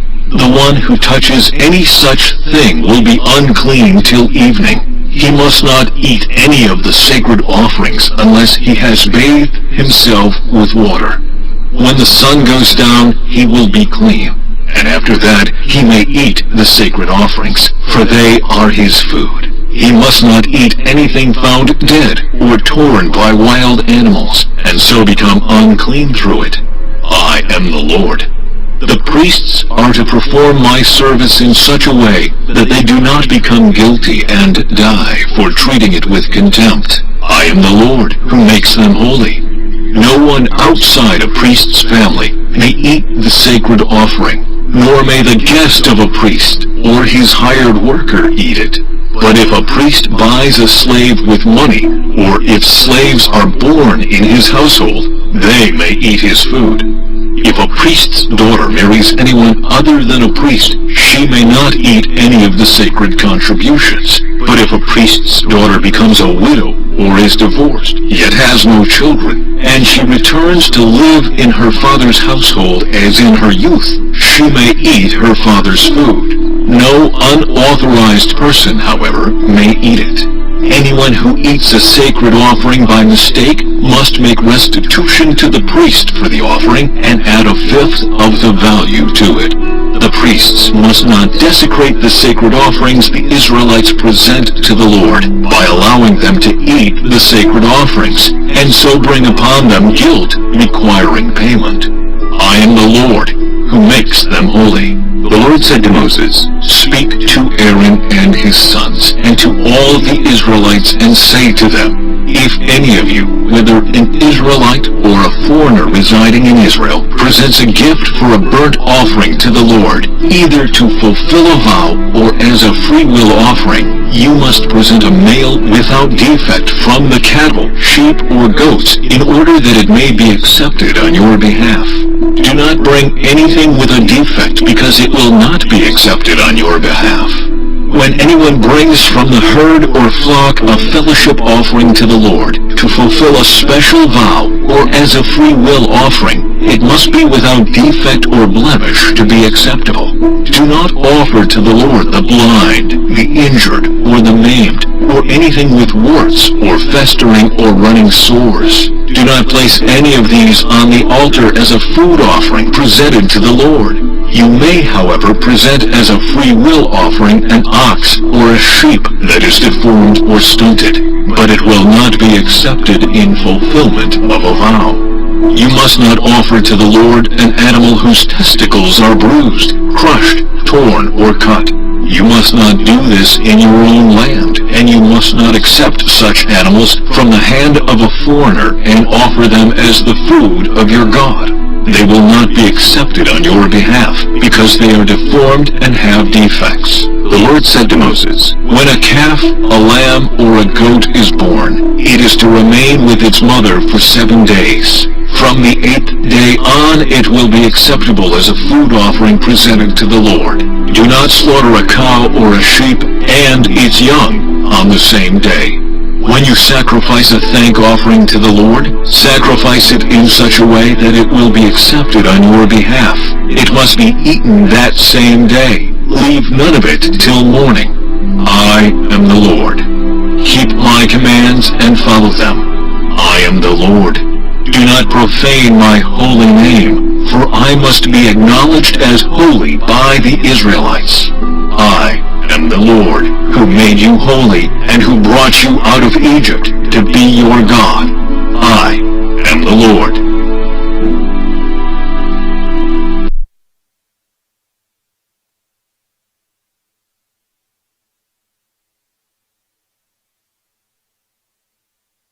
Chapter 23. The Lord said to Moses, Speak to the Israelites and say to them, These are my appointed festivals, the appointed festivals of the Lord, which you are to proclaim as sacred assemblies. There are 6 days when you may work, but the 7th day is a day of Sabbath rest, a day of sacred assembly. You are not to do any work. Wherever you live, it is a Sabbath to the Lord. These are the Lord's appointed festivals, the sacred assemblies you are to proclaim at their appointed times. The Lord's Passover begins at twilight on the 14th day of the first month. On the 15th day of that month, the Lord's festival of unleavened bread begins. For 7 days you must eat bread made without yeast. On the first day hold a sacred assembly and do no regular work. For 7 days, present a food offering to the Lord, and on the 7th day, hold a sacred assembly, and do no regular work. The Lord said to Moses, Speak to the Israelites, and say to them, When you enter the land I am going to give you, and you reap its harvest, bring to the priest a sheaf of the first grain you harvest. He is to wave the sheaf before the Lord, so it will be accepted on your behalf. The priest is to wave it on the day after the Sabbath.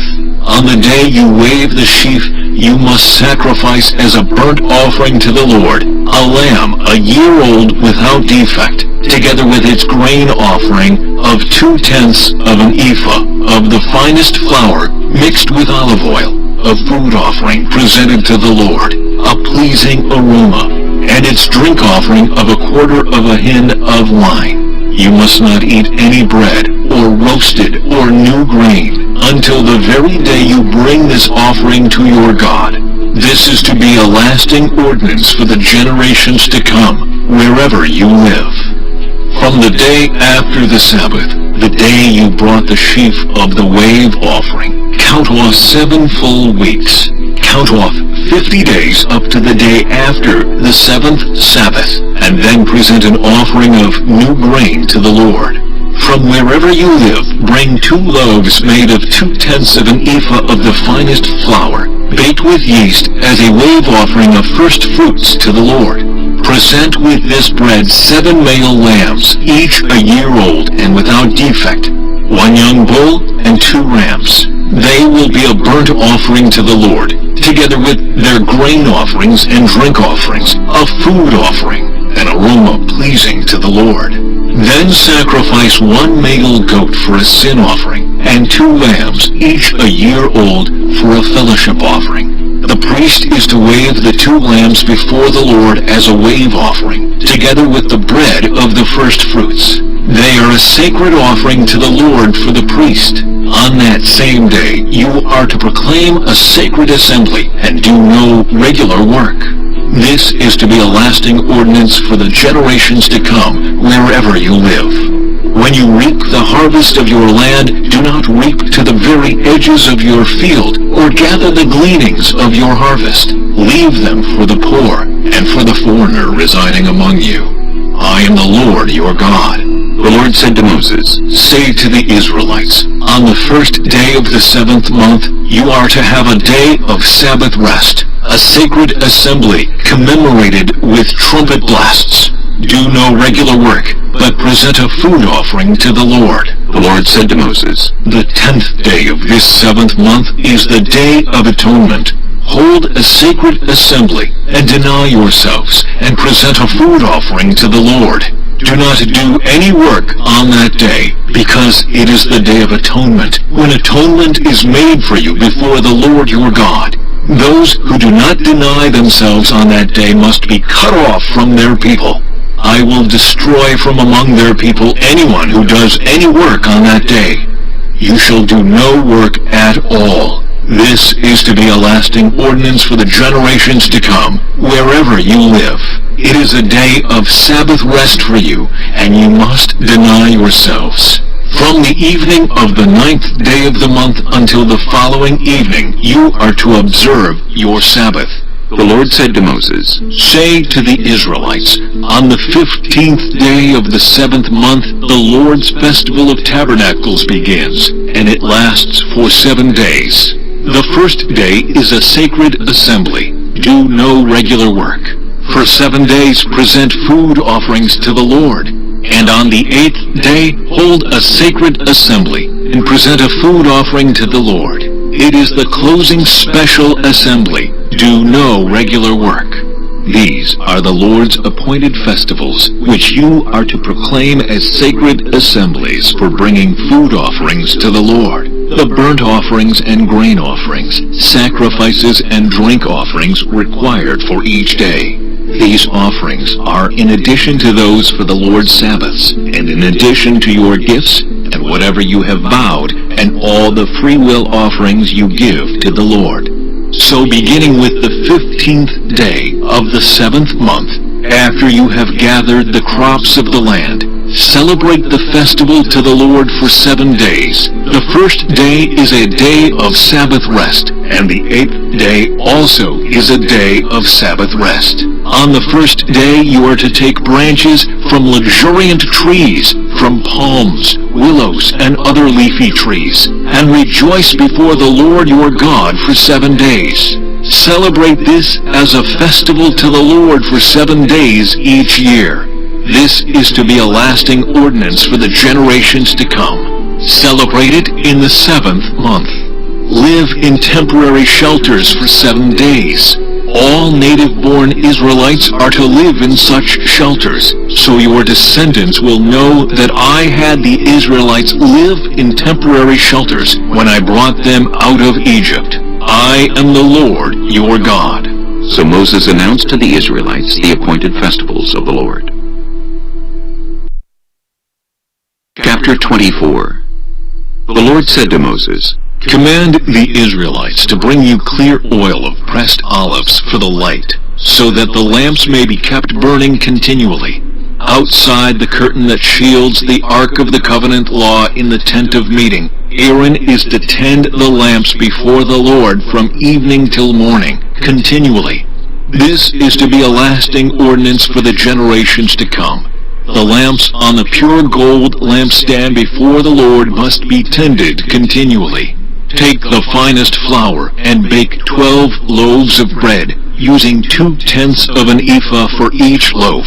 Arrange them in 2 stacks, 6 in each stack, on the table of pure gold before the Lord.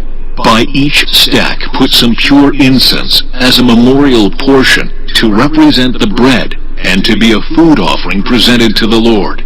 This bread is to be set out before the Lord regularly, Sabbath after Sabbath, on behalf of the Israelites, as a lasting covenant.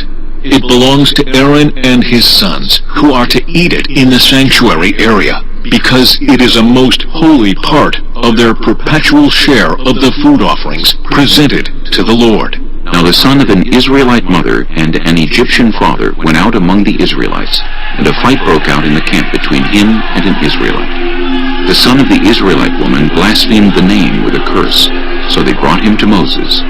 His mother's name was Shelomith, the daughter of Dibri the Danite. They put him in custody until the will of the Lord should be made clear to them. Then the Lord said to Moses, "Take the blasphemer outside the camp. All those who heard him are to lay their hands on his head, and the entire assembly is to stone him. Say to the Israelites, anyone who curses their God will be held responsible. Anyone who blasphemes the name of the Lord is to be put to death. The entire assembly must stone them, whether foreigner or native born. When they blaspheme the name, they are to be put to death. Anyone who takes the life of a human being is to be put to death. Anyone who takes the life of someone's animal must make restitution, life for life. Anyone who injures their neighbor is to be injured in the same manner. Fracture for fracture, eye for eye, tooth for tooth. The one who has inflicted the injury must suffer the same injury. Whoever kills an animal must make restitution, but whoever kills a human being is to be put to death. You are to have the same law for the foreigner and the native born. I am the Lord your God." Then Moses spoke to the Israelites, and they took the blasphemer outside the camp and stoned him. The Israelites did as the Lord commanded Moses. Chapter 25. The Lord said to Moses at Mount Sinai, "Speak to the Israelites and say to them, when you enter the land I am going to give you, the land itself must observe a Sabbath to the Lord. For 6 years sow your fields, and for 6 years prune your vineyards and gather their crops. But in the 7th year the land is to have a year of Sabbath rest, a Sabbath to the Lord. Do not sow your fields or prune your vineyards. Do not reap what grows of itself or harvest the grapes of your untended vines. The land is to have a year of rest. Whatever the land yields during the Sabbath year will be food for you, for yourself, your male and female servants, and the hired worker and temporary resident who live among you, as well as for your livestock and the wild animals in your land. Whatever the land produces may be eaten. Count off 7 Sabbath years, 7 times 7 years, so that the 7 Sabbath years amount to a period of 49 years. Then have the trumpet sounded everywhere on the 10th day of the 7th month. On the day of atonement sound the trumpet throughout your land. Consecrate the 50th year and proclaim liberty throughout the land to all its inhabitants. It shall be a jubilee for you. Each of you is to return to your family property and to your own clan. The 50th year shall be a jubilee for you. Do not sow, and do not reap what grows of itself, or harvest the untended vines, for it is a jubilee, and is to be holy for you. Eat only what is taken directly from the fields. In this year of Jubilee, everyone is to return to their own property. If you sell land to any of your own people, or buy land from them, do not take advantage of each other. You are to buy from your own people on the basis of the number of years since the Jubilee, and they are to sell to you on the basis of the number of years left for harvesting crops. When the years are many, you are to increase the price, and when the years are few, you are to decrease the price, because what is really being sold to you is the number of crops. Do not take advantage of each other, but fear your God. I am the Lord, your God. Follow my decrees and be careful to obey my laws, and you will live safely in the land. Then the land will yield its fruit, and you will eat your fill and live there in safety. You may ask, What will we eat in the 7th year if we do not plant or harvest our crops? I will send you such a blessing in the 6th year that the land will yield enough for 3 years. While you plant during the 8th year, you will eat from the old crop and will continue to eat from it until the harvest of the 9th year comes in. The land must not be sold permanently, because the land is mine, and you reside in my land as foreigners and strangers. Throughout the land that you hold as a possession, you must provide for the redemption of the land. If one of your fellow Israelites becomes poor and sells some of their property, their nearest relative is to come and redeem what they have sold. If, however, there is no one to redeem it for them, but later on they prosper and acquire sufficient means to redeem it themselves, they are to determine the value for the years since they sold it and refund the balance to the one to whom they sold it. They can then go back to their own property. But if they do not acquire the means to repay, what was sold will remain in the possession of the buyer until the year of Jubilee. It will be returned in the Jubilee, and they can then go back to their property. Anyone who sells a house in a walled city retains the right of redemption a full year after its sale. During that time, the seller may redeem it. If it is not redeemed before a full year has passed, the house in the walled city shall belong permanently to the buyer and the buyer's descendants. It is not to be returned in the Jubilee. But houses in villages without walls around them are to be considered as belonging to the open country. They can be redeemed, and they are to be returned in the Jubilee. The Levites always have the right to redeem their houses in the Levitical towns which they possess. So the property of the Levites is redeemable, that is, a house sold in any town they hold, and is to be returned in the Jubilee, because the houses in the towns of the Levites are their property among the Israelites. But the pasture land belonging to their towns must not be sold. It is their permanent possession. If any of your fellow Israelites become poor and are unable to support themselves among you, help them as you would a foreigner and stranger, so they can continue to live among you. Do not take interest or any profit from them, but fear your God, so that they may continue to live among you. You must not lend them money at interest, or sell them food at a profit. I am the Lord your God, who brought you out of Egypt to give you the land of Canaan, and to be your God. If any of your fellow Israelites become poor and sell themselves to you, do not make them work as slaves. They are to be treated as hired workers or temporary residents among you. They are to work for you until the year of Jubilee. Then they and their children are to be released, and they will go back to their own clans and to the property of their ancestors. Because the Israelites are my servants, whom I brought out of Egypt, they must not be sold as slaves. Do not rule over them ruthlessly, but fear your God. Your male and female slaves are to come from the nations around you. From them you may buy slaves. You may also buy some of the temporary residents living among you and members of their clans born in your country, and they will become your property. You can bequeath them to your children as inherited property and can make them slaves for life. But you must not rule over your fellow Israelites ruthlessly. If a foreigner residing among you becomes rich and any of your fellow Israelites become poor and sell themselves to the foreigner or to a member of the foreigner's clan, they retain the right of redemption after they have sold themselves. One of their relatives may redeem them. An uncle or a cousin or any blood relative in their clan may redeem them. Or if they prosper, they may redeem themselves. They and their buyer are to count the time from the year they sold themselves up to the year of Jubilee. The price for their release is to be based on the rate paid to a hired worker for that number of years. If many years remain, they must pay for their redemption a larger share of the price paid for them.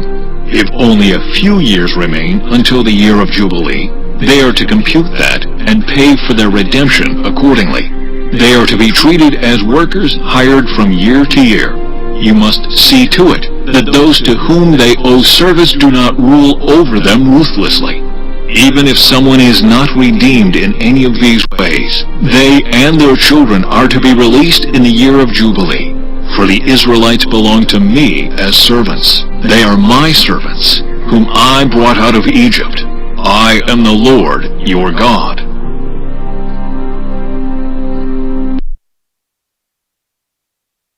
Chapter 26. Do not make idols or set up an image or a sacred stone for yourselves, and do not place a carved stone in your land to bow down before it. I am the Lord your God. Observe my Sabbaths and have reverence for my sanctuary. I am the Lord. If you follow my decrees and are careful to obey my commands, I will send you rain in its season, and the ground will yield its crops and the trees their fruit. Your threshing will continue until grape harvest, and the grape harvest will continue until planting, and you will eat all the food you want and live in safety in your land. I will grant peace in the land, and you will lie down and no one will make you afraid. I will remove wild beasts from the land, and the sword will not pass through your country. You will pursue your enemies, and they will fall by the sword before you. 5 of you will chase 100, and 100 of you will chase 10,000, and your enemies will fall by the sword before you. I will look on you with favor, and make you fruitful, and increase your numbers, and I will keep my covenant with you. You will still be eating last year's harvest, when you will have to move it out to make room for the new. I will put my dwelling place among you, and I will not abhor you. I will walk among you and be your God, and you will be my people. I am the Lord your God, who brought you out of Egypt so that you would no longer be slaves to the Egyptians. I broke the bars of your yoke and enabled you to walk with heads held high.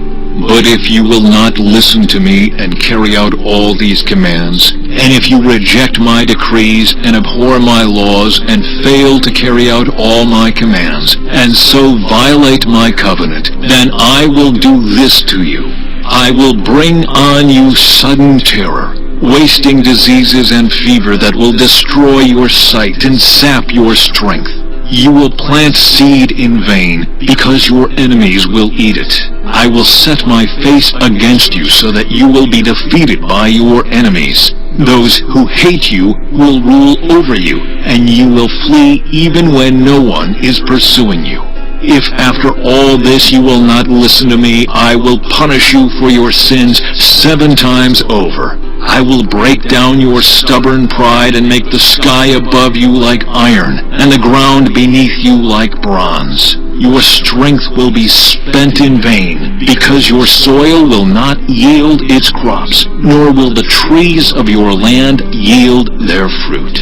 If you remain hostile toward me and refuse to listen to me, I will multiply your afflictions 7 times over, as your sins deserve. I will send wild animals against you, and they will rob you of your children, destroy your cattle, and make you so few in number that your roads will be deserted.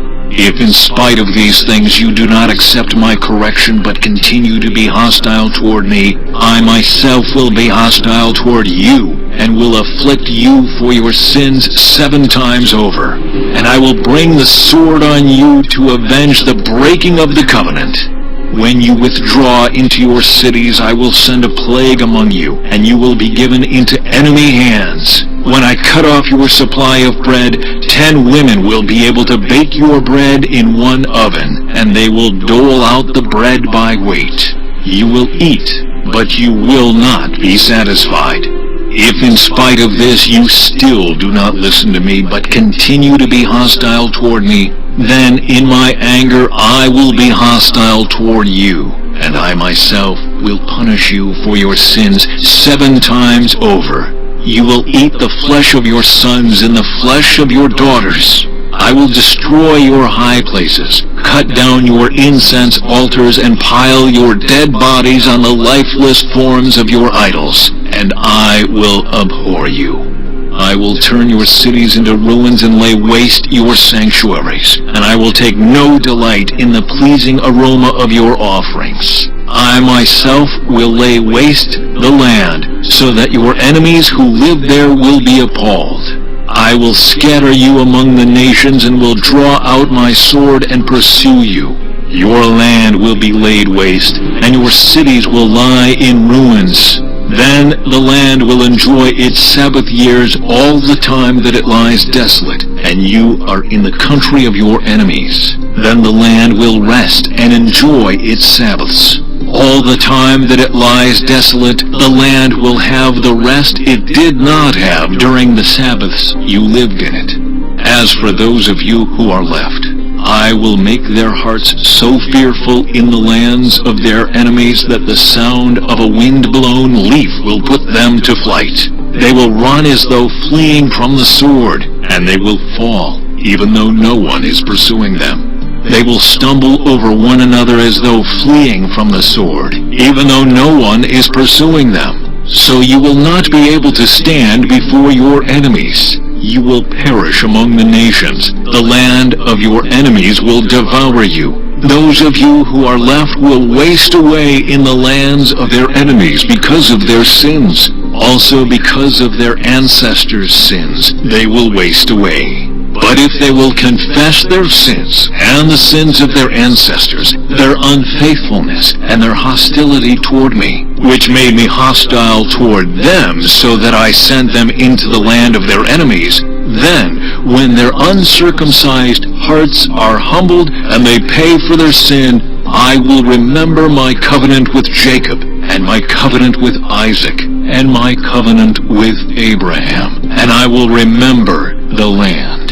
For the land will be deserted by them, and will enjoy its Sabbaths while it lies desolate without them. They will pay for their sins because they rejected my laws and abhorred my decrees. Yet in spite of this, when they are in the land of their enemies, I will not reject them or abhor them, so as to destroy them completely, breaking my covenant with them. I am the Lord their God. But for their sake I will remember the covenant with their ancestors, whom I brought out of Egypt in the sight of the nations to be their God. I am the Lord. These are the decrees, the laws, and the regulations that the Lord established at Mount Sinai between himself and the Israelites through Moses. Chapter 27. The Lord said to Moses, Speak to the Israelites and say to them, if anyone makes a special vow to dedicate a person to the Lord by giving the equivalent value, set the value of a male between the ages of 20 and 60 at 50 shekels of silver, according to the sanctuary shekel. For a female, set her value at 30 shekels. For a person between the ages of 5 and 20, set the value of a male at 20 shekels, and of a female at 10 shekels. For a person between 1 month and 5 years, set the value of a male at 5 shekels of silver, and that of a female at 3 shekels of silver. For a person 60 years old or more, set the value of a male at 15 shekels, and of a female at 10 shekels. If anyone making the vow is too poor to pay the specified amount, the person being dedicated is to be presented to the priest, who will set the value according to what the one making the vow can afford. If what they vowed is an animal that is acceptable as an offering to the Lord, such an animal given to the Lord becomes holy. They must not exchange it or substitute a good one for a bad one, or a bad one for a good one. If they should substitute one animal for another, both it and the substitute become holy. If what they vowed is a ceremonially unclean animal, one that is not acceptable as an offering to the Lord, the animal must be presented to the priest, who will judge its quality as good or bad. Whatever value the priest then sets, that is what it will be. If the owner wishes to redeem the animal, a fifth must be added to its value. If anyone dedicates their house as something holy to the Lord, the priest will judge its quality as good or bad. Whatever value the priest then sets, so it will remain. If the one who dedicates their house wishes to redeem it, they must add a fifth to its value, and the house will again become theirs. If anyone dedicates to the Lord part of their family land, its value is to be set according to the amount of seed required for it, 50 shekels of silver to a homer of barley seed. If they dedicate a field during the Year of Jubilee, the value that has been set remains. But if they dedicate a field after the Jubilee, the priest will determine the value according to the number of years that remain until the next Year of Jubilee, and its set value will be reduced. If the one who dedicates the field wishes to redeem it, they must add a fifth to its value, and the field will again become theirs. If, however, they do not redeem the field, or if they have sold it to someone else, it can never be redeemed. When the field is released in the Jubilee, it will become holy. Like a field devoted to the Lord, it will become priestly property. If anyone dedicates to the Lord a field they have bought, which is not part of their family land, the priest will determine its value up to the Year of Jubilee, and the owner must pay its value on that day as something holy to the Lord. In the Year of Jubilee, the field will revert to the person from whom it was bought, the one whose land it was. Every value is to be set according to the sanctuary shekel, 20 gerahs to the shekel. No one, however, may dedicate the firstborn of an animal, since the firstborn already belongs to the Lord, whether an ox or a sheep. It is the Lord's. If it is one of the unclean animals, it may be bought back at its set value, adding a fifth of the value to it. If it is not redeemed, it is to be sold at its set value. But nothing that a person owns and devotes to the Lord, whether a human being or an animal or family land, may be sold or redeemed. Everything so devoted is most holy to the Lord. No person devoted to destruction may be ransomed. They are to be put to death. A tithe of everything from the land, whether grain from the soil or fruit from the trees, belongs to the Lord. It is holy to the Lord. Whoever would redeem any of their tithe must add a fifth of the value to it. Every tithe of the herd and flock, every 10th animal that passes under the shepherd's rod, will be holy to the Lord. No one may pick out the good from the bad, or make any substitution. If anyone does make a substitution, both the animal and its substitute become holy and cannot be redeemed. These are the commands the Lord gave Moses at Mount Sinai for the Israelites.